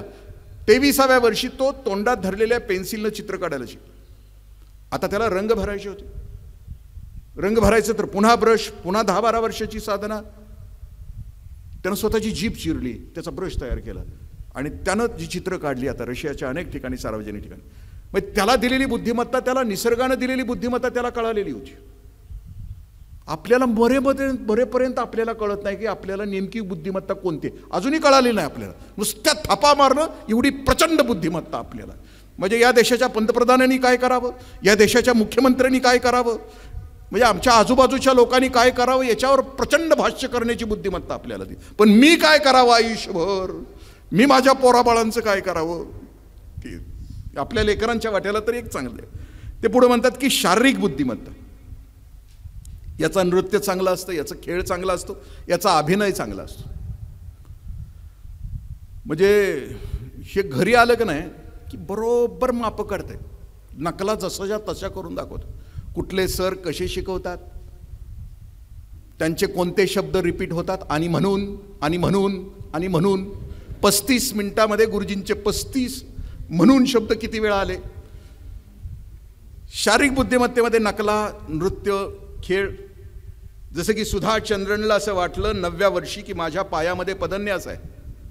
ती मुंबईला आली, शिकली, पण दुर्दैवानं घरी जात असताना तिचा ॲक्सिडेंट झाला, तिचा डावा पाय तुटला. पण परत तिनं जे नृत्य केलं, सुधाचंद्र, आपण चित्रपट नाचे मयुरी चित्रपट बघितला असेल, ते नृत्य आहे. ती करते, ती नृत्य करते. आपण करतो त्याला अंगविक्षेप असं म्हणायचं. आपण झिंगाटवर वगैरे करतो ना, त्याला अंगविक्षेप म्हणायचं. नृत्यामध्ये एक लय असते, त्याच्यामध्ये एक सौंदर्य असतं, म्हणजे त्याच्यामध्ये एक देखणेपण असतं. पुढची बुद्धिमत्ता संगीती बुद्धिमत्ता. कार्ट घरात जरी बसलं तरी तबला वाजवते, असं जेवायला येईपर्यंत आईचं असं तबला वाजवतं. बाथरूममध्ये गेलं तरी गाणं म्हणते. संगीतावर त्याचं विलक्षण प्रेम आहे, संगीतीय बुद्धिमत्ता. किशोर कुमार असं म्हणतात की मला नव्हतं जायचं सायन्सला, पण घातलं मला. मग 11वी-12वीची ती मला पाठ करायला यायची नाहीत मग सूत्र, मग मी गाणी लिहायचो, गाण्यात ती सूत्र घालायचो आणि मग पाठ करायचो. डॉक्टर श्रीराम लागू म्हणतात की मलाही व्हायचं नव्हतं डॉक्टर, ENT सर्जन झाले ते. मला अभिनय करायचा होता आयुष्यामध्ये. मी क्लिनिकमध्ये जरी बसलो तरी नाटकाच्या तालमीचा कॉल आला की दवाखाना बंद करून मी निघून जायचो. मी जो नव्हतो तो मला माझ्या आईवडिलांनी मला करायला प्रयत्न केला. संगीतीय बुद्धिमत्तेमध्ये मी शिरोळला गटविकास अधिकारी होतो. तिथं महिन्याच्या पहिल्या गुरुवारी अजित कडकडे यायचे त्यावेळेला. आपण कधी नरसोबाच्या वाडीला गेला असेल तर या बाजूला घाट आहे, या बाजूला गौरवाडचा घाट आहे. हजारो श्रोते यायचे अजित कडकडेंना ऐकायला, आणि त्यांचा तो पहाडी आवाज, आणि मग त्यांचं गाणं सुरू व्हायचं, निघालो घेऊन दत्तांची पालखी वाटवळणाची. पंचगंगेच्या पाण्यावर तरंग उठायचे. मी ऐकल्यानंतर मला वाटलं मला का गायला येत नाही,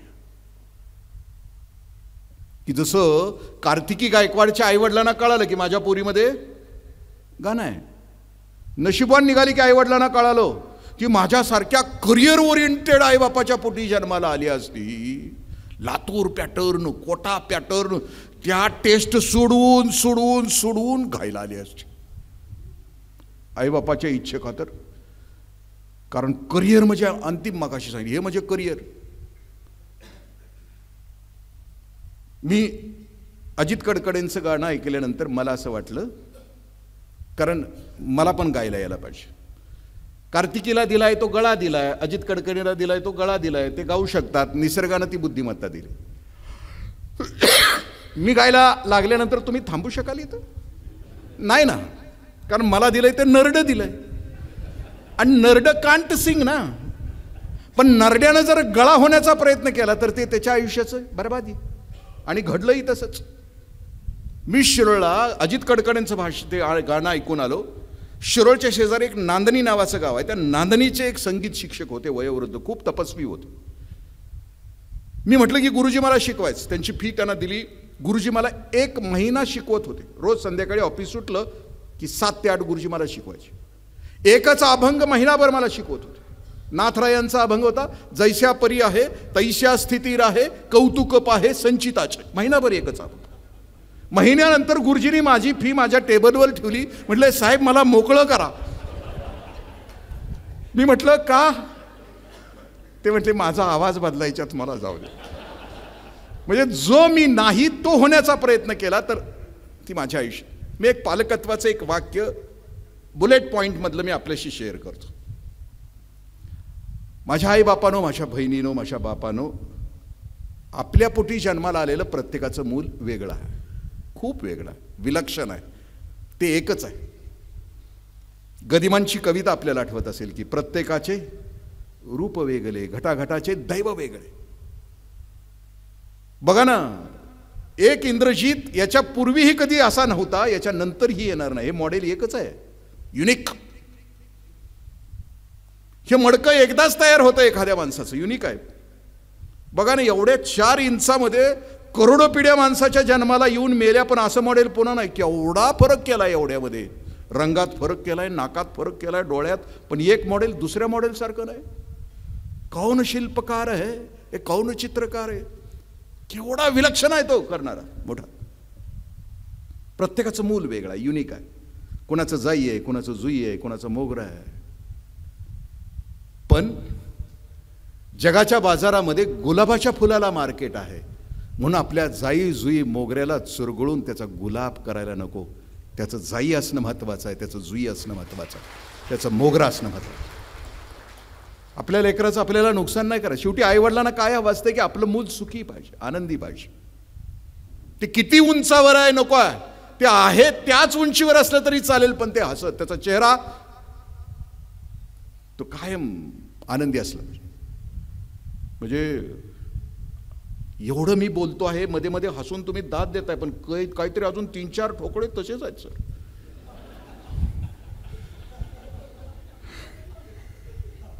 का असं करतो माणूस काय कळत नाही त्याला. सगळं असतंय पण ह्याला एक रोग होतो, कसनुस होतंय. कसनुस नावाच्या रोगाला आजपर्यंत औषध नाही, गोळीच नाहीये.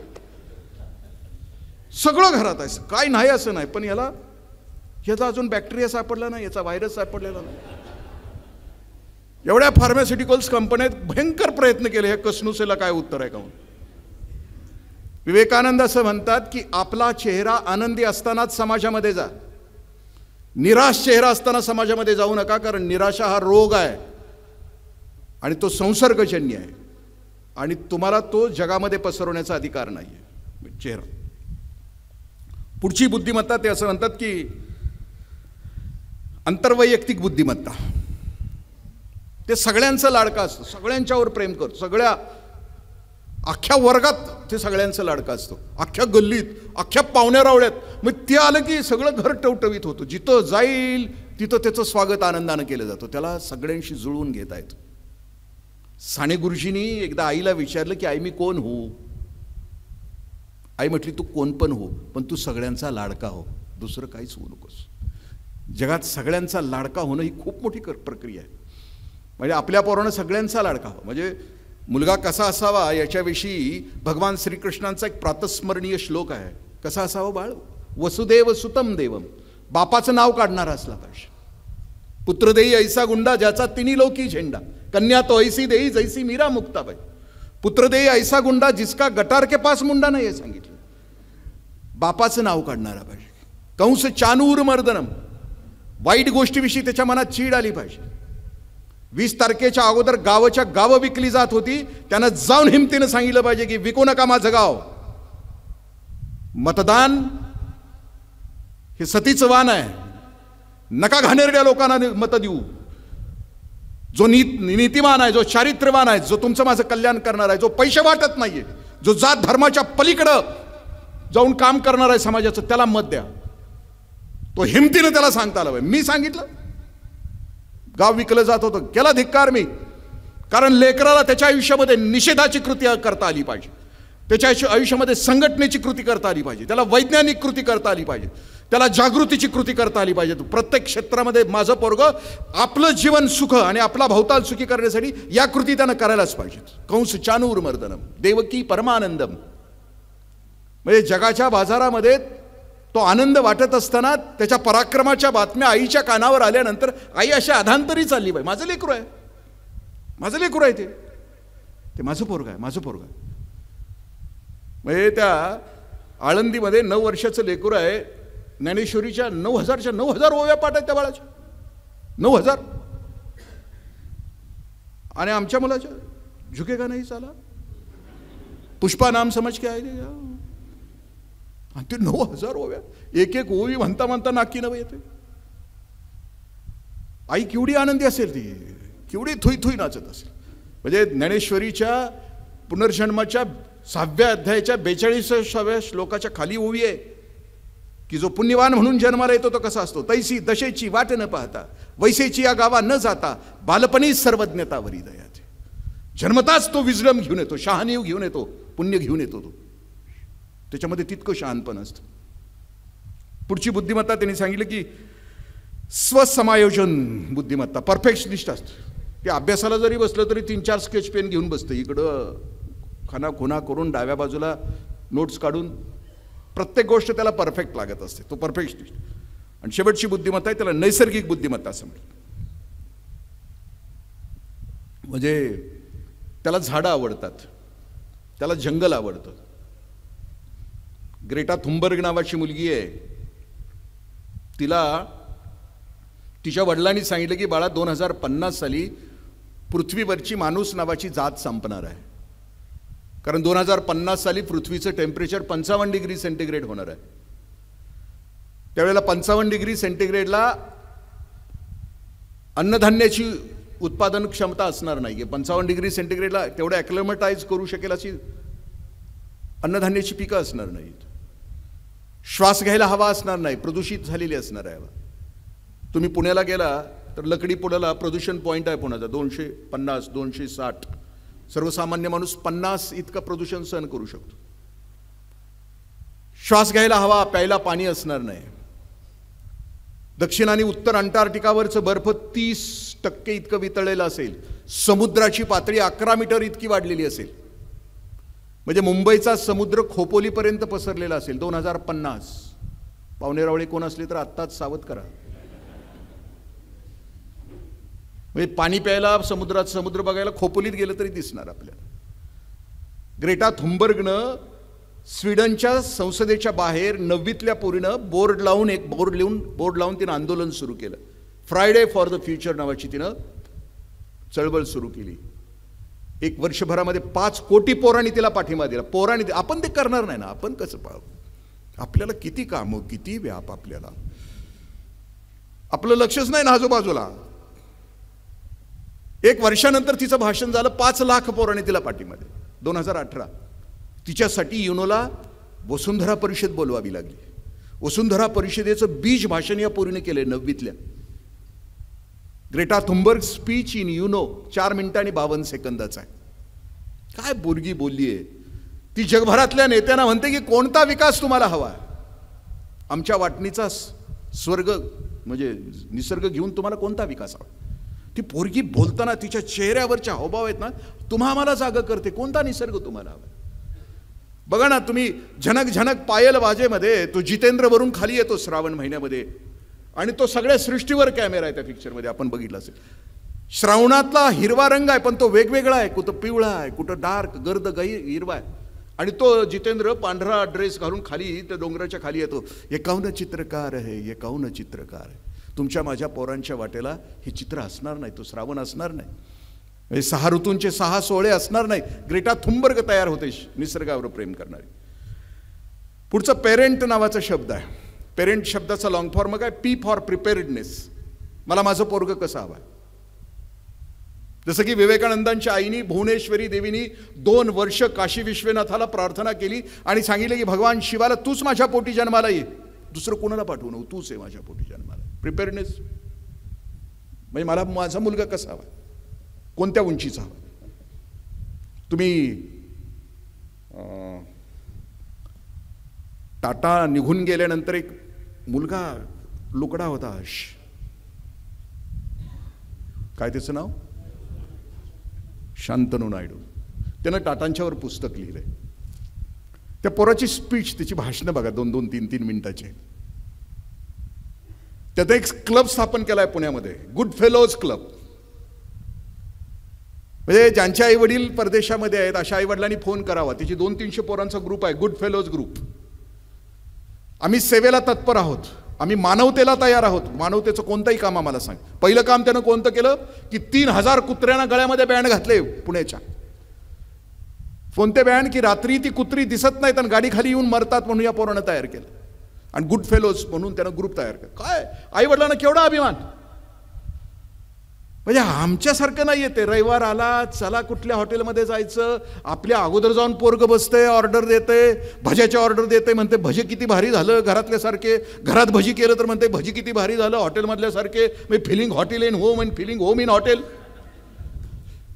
आणि तो असं म्हणतो त्याच्या भाषणामध्ये, आता या देशाला सुंदर पिचाई नको आहे, आता या देशाला स्टीव्ह जॉब नको आहे, आता या देशाला माणसं जोडणारा, माणसांचा पूल तयार करणारा, मानवता पेरणारा एक विशाल मनाची तरुण पिढी आम्हाला हवी असं तो पोरग बोलतंय. काय मॅच्युरिटी, काय शहाणपणा आहे त्याच्याकडं. आणि आमच्या टकुरेत हा विचार कधी आलाय का, एक 25 वर्षाचं पोरग बोलतं की या देशाला तरुण कसा पाहिजे, मला माझं पोरग कसं असावं. ते म्हटलं की आता चकचकीत असावं. ब्रँडेड शूज, ब्रँडेड कपडे, ब्रँडेड मोबाईल, ब्रँडेड गाडी, एवढंच नसतं ना त्याच्यामध्ये काय. तसं जर असतं तर महालांच्या मधून किंकाळ्या बाहेर नाही पडायला पाहिजे होते. Ultimate goal of the life is happiness. तुमच्या माझ्या सगळ्यांच्या आयुष्याचं अल्टिमेट गोल काय असेल तर हॅपीनेस आहे. P for preparedness. मला माझं पोरग कसं पाहिजे, हॅपी पाहिजे का चमकोगिरी करणारं पाहिजे. A for awareness. अवेअरनेस विषयी आपण बोललो की माझं मुलगा नेमका कोणत्या बुद्धिमत्तेचा आहे.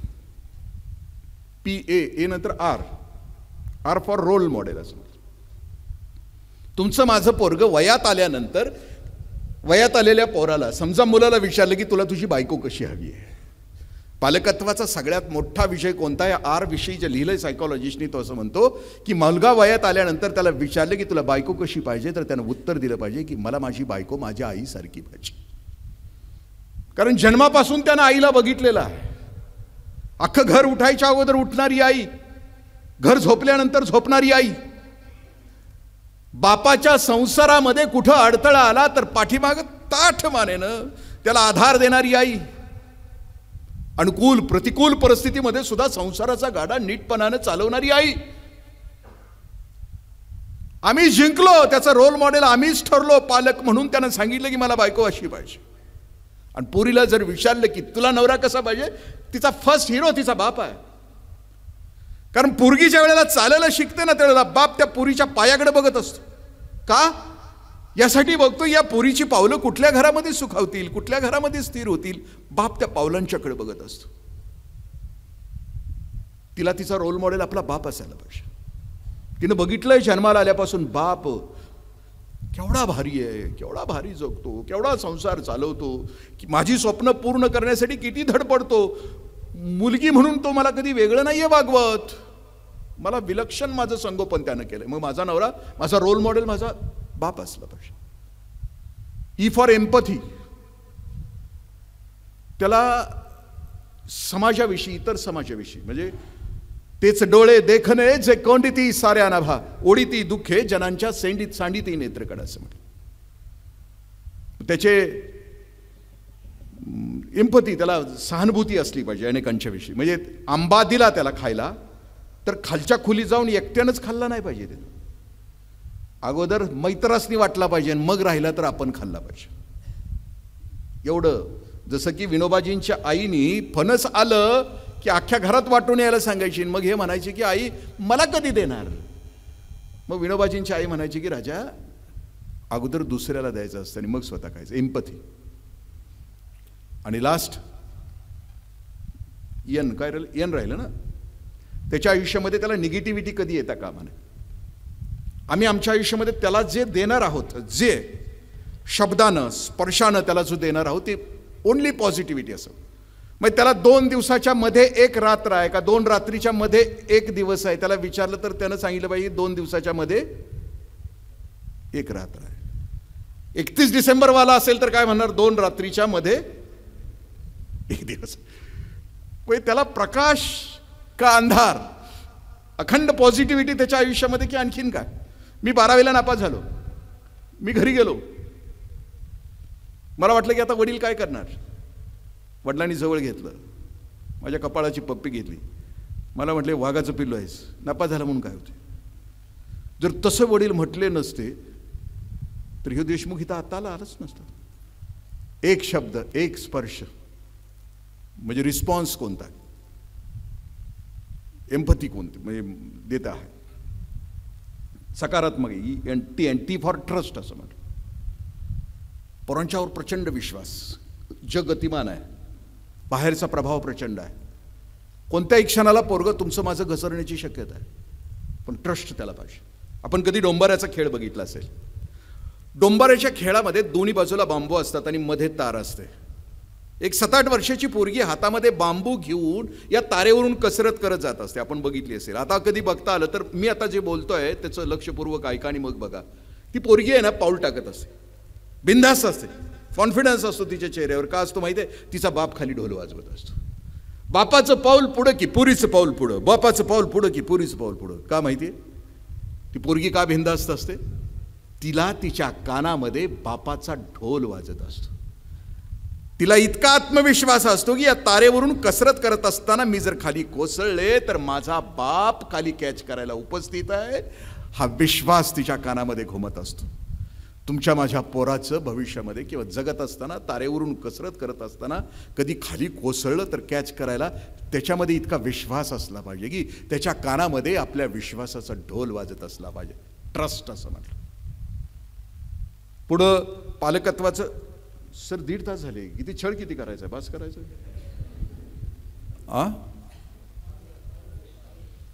चालू दे नाही. काय काय जणांची डुलकी पूर्ण झाली.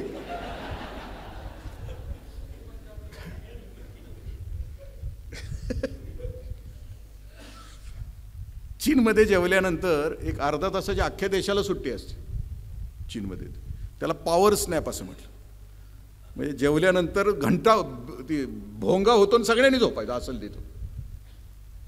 कारण ती जर पॉवर स्नॅप अर्ध्या तासाची झाली तर पुढचा उरलेला दिवस खूप उत्साहानं जातो. पण ते दुपारी जेवल्यानंतर असते. हो,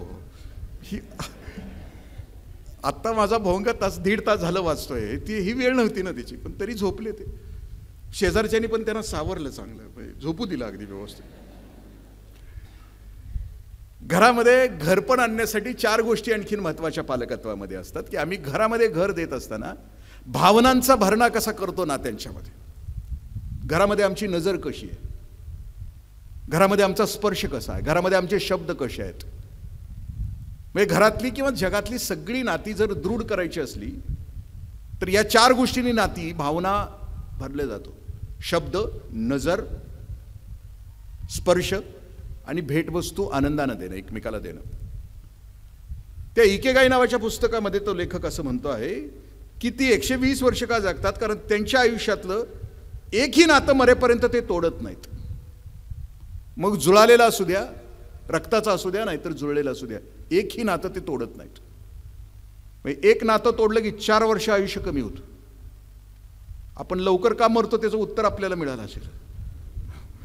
नाती तोडायचीच, रोज इसकटायचं, रोज कोणाचं तरी इसकटन करत असतो. पण ते म्हणतात की नाती तोडू नका, एकही नातं तोडू नका.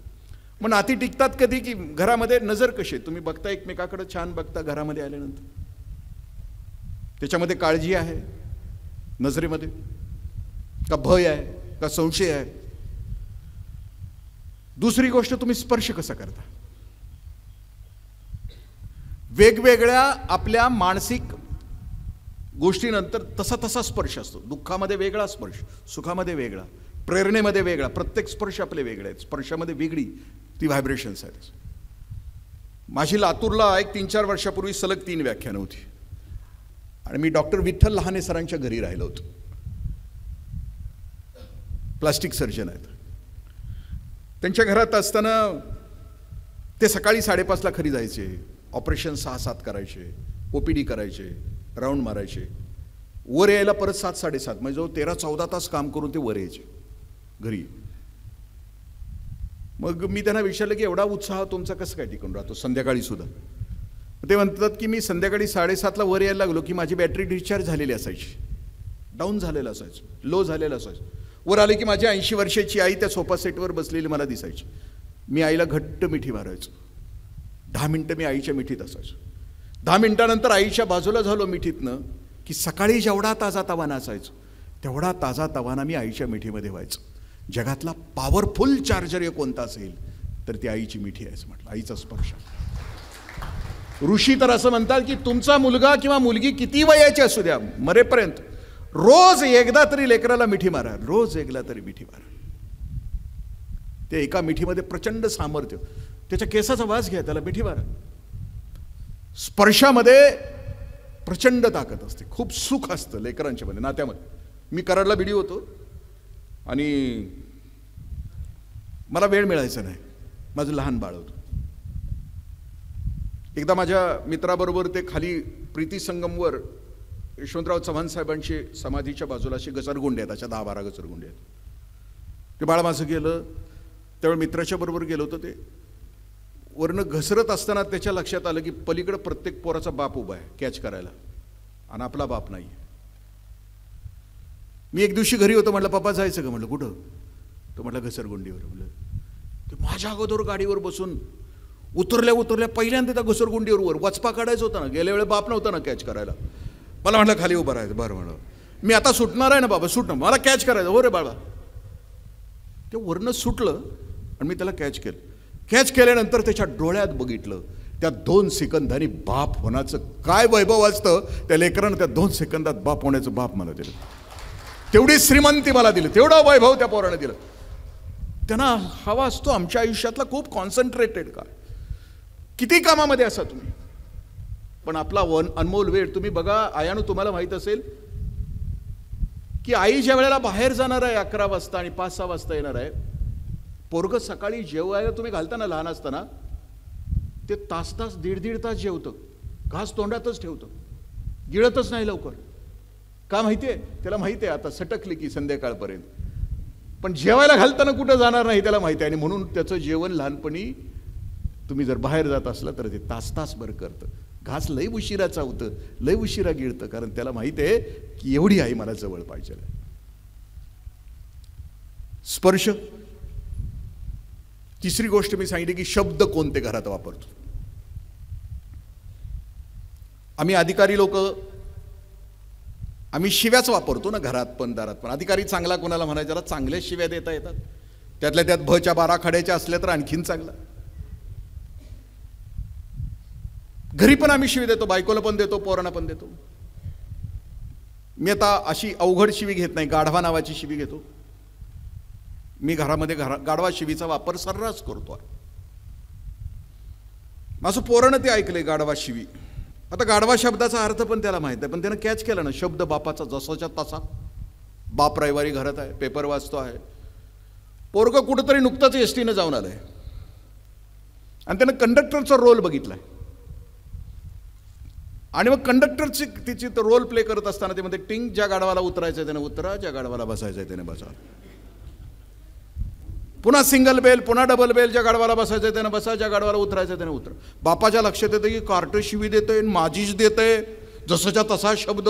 ते उठतंय, 10 मिनिटं निबार हाणतंय पोराला, शिवी देतंय, शिवी दे. त्याला माहीत पण नाही ना, त्या जाग्यावरून बसते, पुन्हा पेपर वाचते. ते पोरगं विसरून गेलं. निरागस असते ना बाळ, ते लगेच विसरतंय. आपण विसरत नाही. नवरा बायकोमध्ये जर अनबन झालं तर कित्येकांचं 1-1 महिना असतंय. तुमचं किती असते मला माहिती नाही. पूर्वी मोबाईल नव्हता तर मध्ये मेडिएटर पोरगा असायचं, टेबलवर करून ठेवलंय, गिळून जा. आता मोबाईलमुळे बरं झालंय, मेसेजमुळे जरा लवकर जवळ येते. पण ते पोरगं निरागस आहे. चटकन त्याची गाडी सुरू झाली, थोडं रडलं, पुन्हा गाडी सुरू झाली. टिंग, ज्या गाढवाला बसायचं त्यानं बसा, ज्या गाढवाला उतरायचं त्यानं उतरा. आत्ताच एका गाढवामुळे गाडी 10 मिनिटं लेट झाली.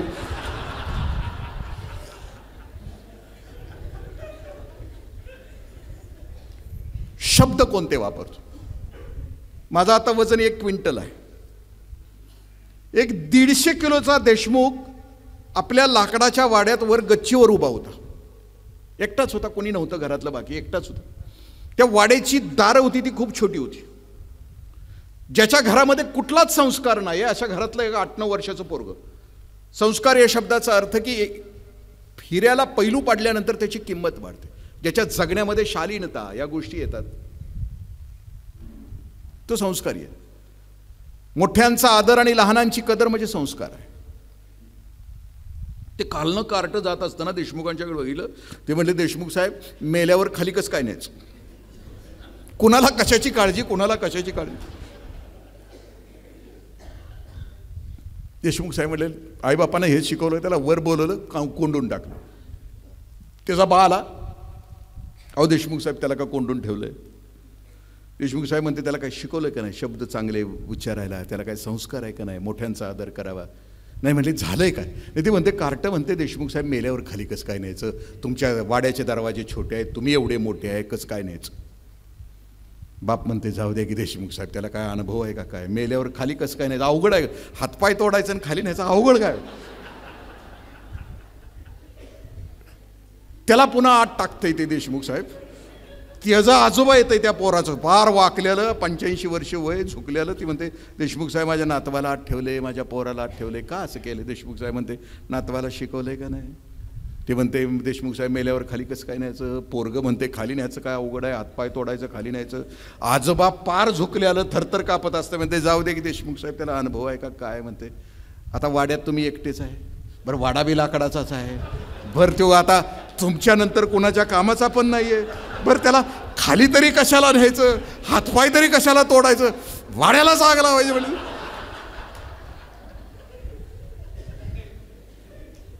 शब्द कोणते वापरतो? लेकरांचेच.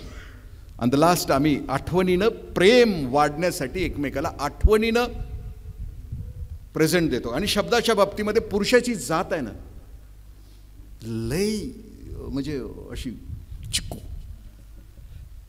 तो आणि ती नावाचं एक पुस्तक आहे.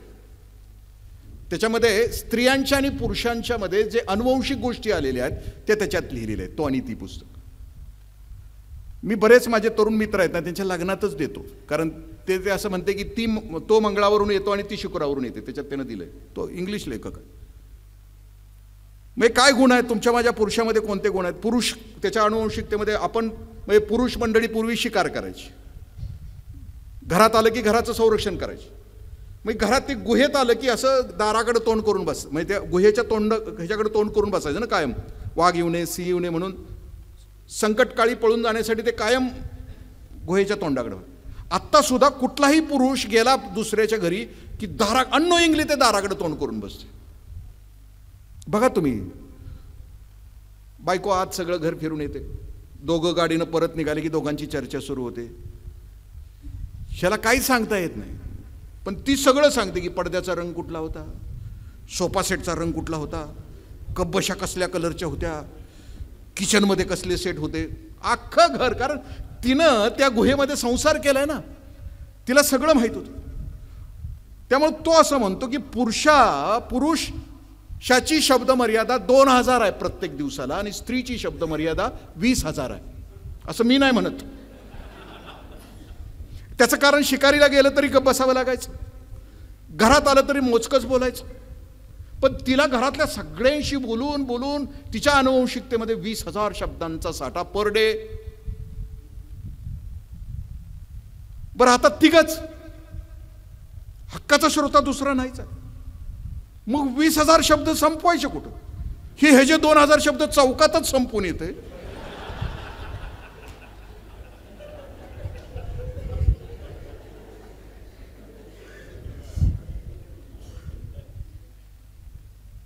एक घराला घरपण द्यायचं असेल आपल्या पती पत्नीच्या नात्यामध्ये, आणखीन एक सूत्र आहे. ज्या दिवशी घरात पाहुणे येऊन जातील त्या दिवशी पोराच्या समोर तिला म्हटलं पाहिजे, थकलीस का? श्रमाचा आदर केला पाहिजे. आजपर्यंत तुम्ही बघा, एखाद्यानं केला असेल चांगला माणूस, शहाणा असेल, पाहुणे येऊन गेलेत आणि तुम्ही म्हटलंय का बघा थकलीस का? लेकराच्या समोर शपथ आहे, आज गेल्यानंतर जर असं कधी घडलं, नुसतं थकलीस का म्हणा, नाही दुसऱ्या दिवशी ताटात सगळे तुमचे आवडते पदार्थ आले. ह्या राष्ट्राला दुसरं काहीच लागत नाही. फोन आला तुम्हाला, फोन बायकोचा फोन आला की कट करता, थोड्या वेळानं करतो. आणि संध्याकाळी ज्याच्याबरोबर बसायचा त्याचा फोन आला की तासभर फोन ठेवत नाही खाली. म्हणजे जो आयुष्याचं वाटोळं करणार आहे त्याच्याबरोबर तासभर. आणि जिनं भूतकाळ विसरला, जी तुमच्या सोबत आहे, नाव तुमचं, मंगळसूत्र तुमचं, कुंकू तुमचं, पोराला नाव तुमचं, तिचा फोन आला की कट. इथून पुढं राष्ट्राचा फोन आला तर कधीच कट होता कामा नये. कोण आहे तुम्हाला तिच्याशी? राष्ट्रपतीचा आला तरी कट झाला तरी चालेल, पण घरच्या राष्ट्राचा आल्यानंतर टाळ्या.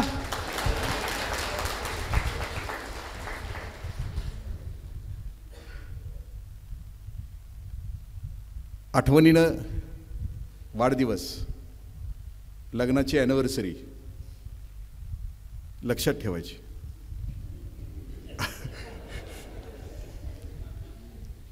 आणि त्या दिवशी 3च शब्द वापरायचे. आय लई ताकद आहे. नातं, शब्द, स्पर्श आणि आठवणीनं. आपल्याला पूर्वी एक 12वीच्या पुस्तकात धडा होता. त्याचे तिच्यावर प्रेम होते, तिचे त्याच्यावर प्रेम. तिचे त्याच्यावर प्रेम का होते? तिला केस लांबडी होती, केस लांब होती, तिची सुकेशनी होती. लग्न झालं, दोघांचं खूप प्रेम. पहिली ॲनिव्हर्सरी आली, मुलखाचं दारिद्र्य. घरात बसल्यानंतर तिच्या लक्षात आलं की आज ॲनिव्हर्सरी आहे, आज काही भेट द्यायला पाहिजे. काय भेट देता येईल? आपल्या आयुष्यामध्ये जे जे पहिलं असतं ते सगळं आठवणीत असतं. मग तिनं आपल्या त्या प्रियकराला प्रेम जमलं त्यावेळेला तिला घड्याळ दिलं होतं, घड्याळ. आणि त्या घड्याळाचा पट्टा जुनं झाला होता. ती म्हणते की तिला पट्टा आणला पाहिजे. पण घरात तर दारिद्र्य, पैसे नाहीत, विकायचं काय? म्हणून ते आरशासमोर उभी राहते. आरशासमोर उभं राहते की माणसाला कल्पना सुचतात. राजा दशरथ आरशासमोर उभे राहिले आणि त्याचा एक केस पिकलेला होता. तुकोबरायांच्या भाषेत कर्णमुळी जरा सांगून आली. दशरथ राजांचे एक केस पिकला तर त्यांनी निर्णय घेतला की प्रभू रामचंद्रांचा राज्याभिषेक करायचा. एक केस पिकल्यावर राज्य सोडायचा निर्णय घेतला. आताच्या दशरथांचे सगळी केस पिकली आहेत, गळून गेली आहेत, तरी प्रभू रामचंद्रांचा राज्याभिषेक व्हायला तयार नाही. तिच्या लक्षात आलं की मला आता विकण्यासारखं काय, तर केस विकण्यासारखे आहेत. ती विकली, केस विकली. संध्याकाळी घरी आली, साजरा झाला. तिनं त्याच्या हातामध्ये, त्यानं तिच्या हातामध्ये आपापली भेटवस्तू दिली. तिनं आपल्या नवऱ्यासाठी केस विकून घड्याळाचा पट्टा आणला होता. त्यानं आपल्या बायकोसाठी घड्याळ विकून कंगवा आणला होता. असं करता येतं का बघा जरा कधीतरी? सारखं त्या सांताक्लॉजनंच यावं का द्यायला? आपण कधीतरी होऊया ना आपल्या घरातल्या बायका पोरांच्यासाठी.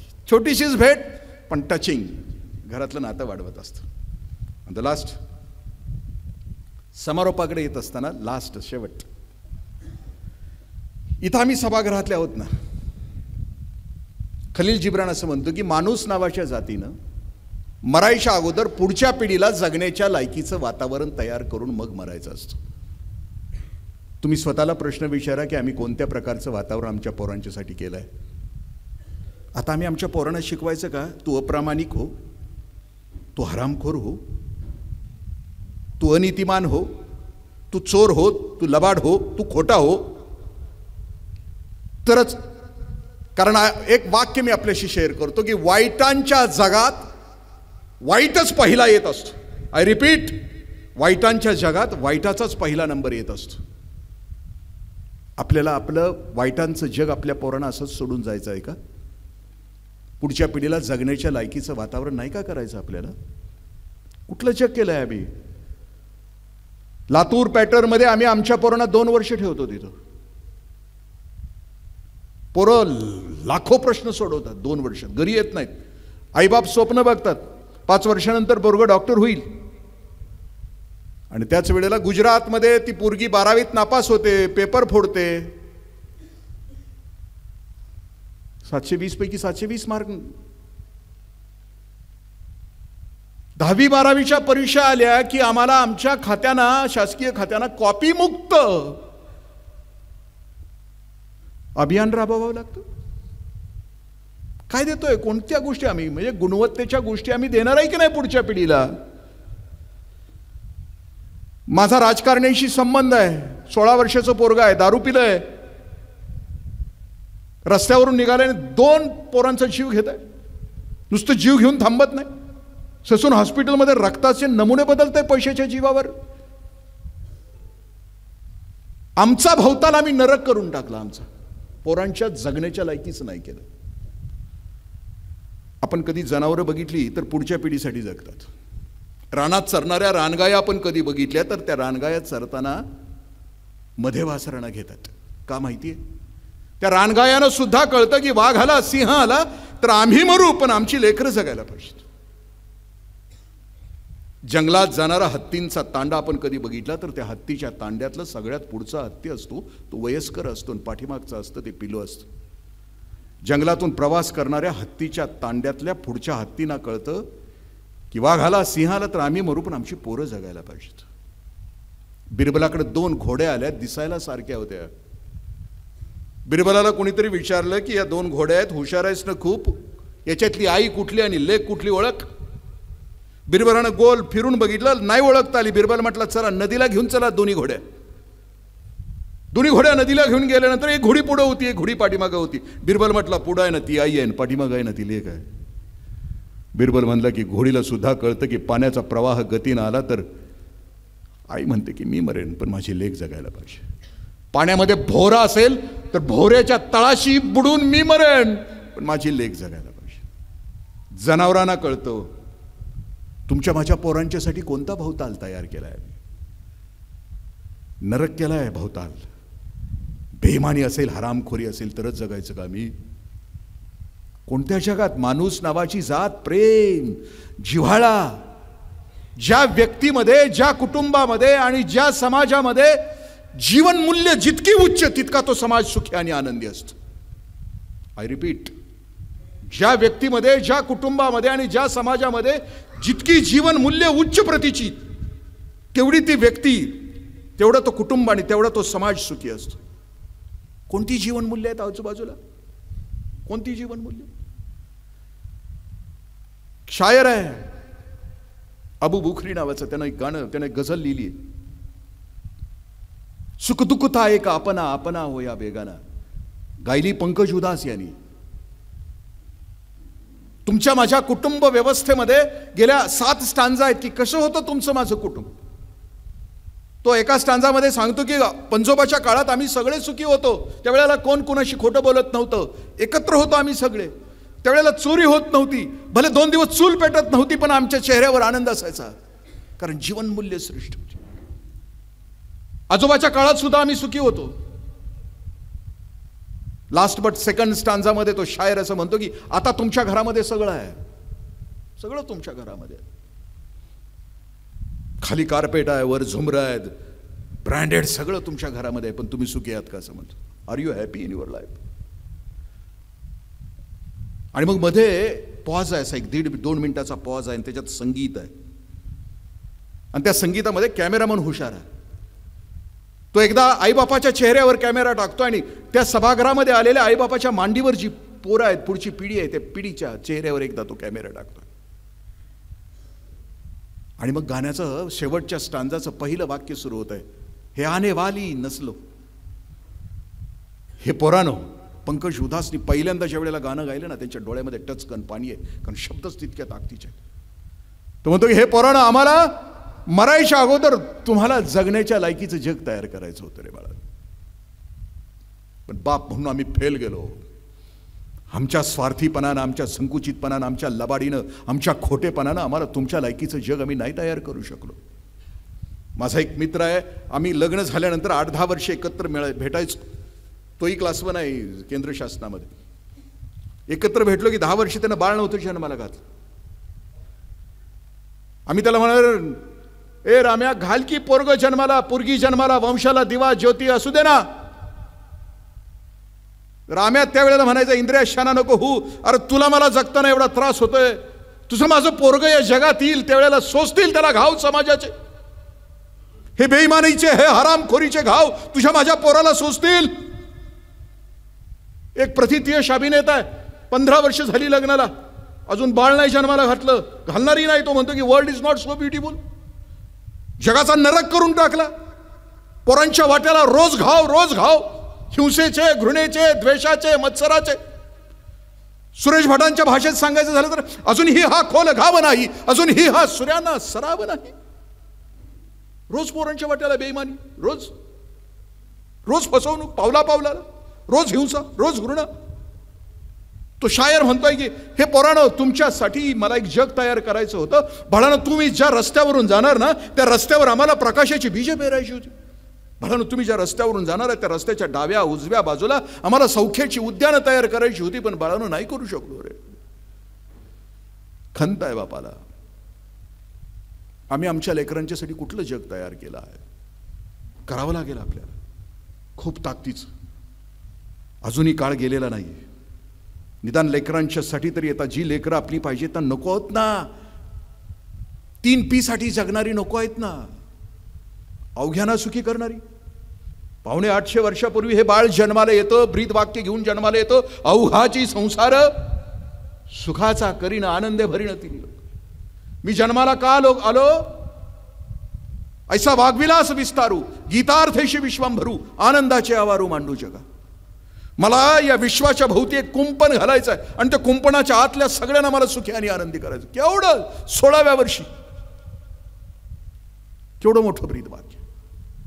अजूनही आमच्या पोटी जी जन्म आहेत ना, त्यांना खूप उदात्त करायचं, खूप विशाल, खूप व्यापक, आणखीन चांगली करायची.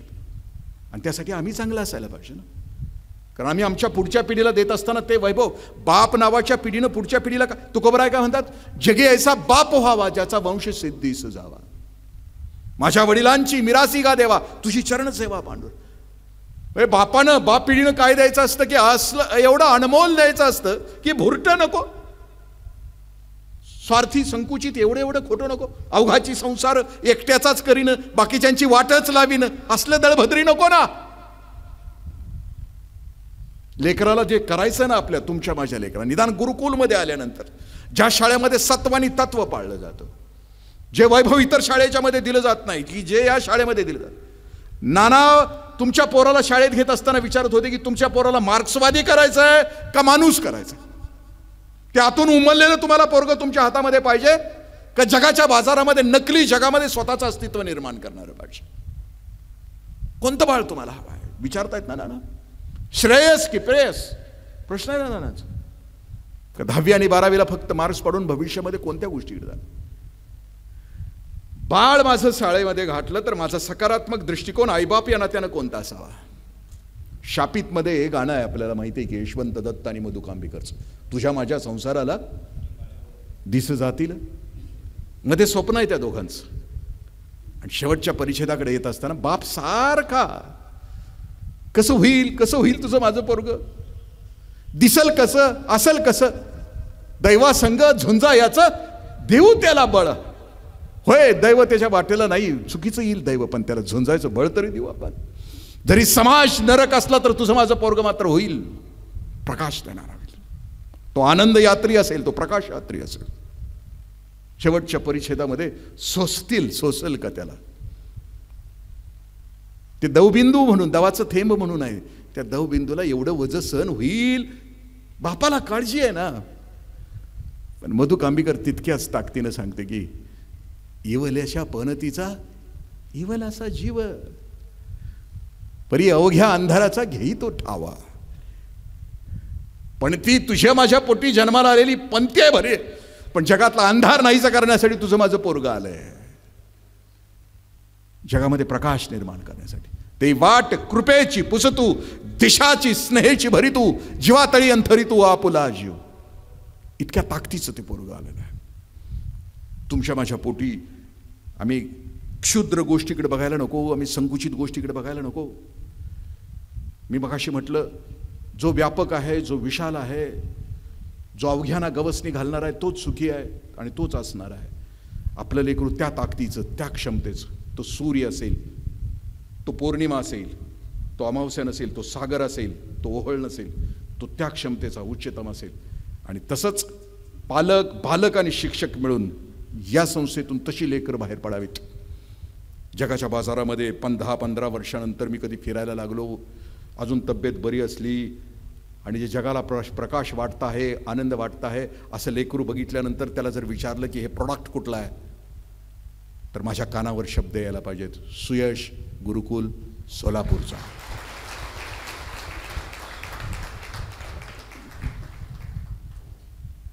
तर की 2 तास झाले दादा, व्याख्यान 1 तासाचं असावं, कीर्तन 2 तासाचं असावं, सिनेमा 3 तास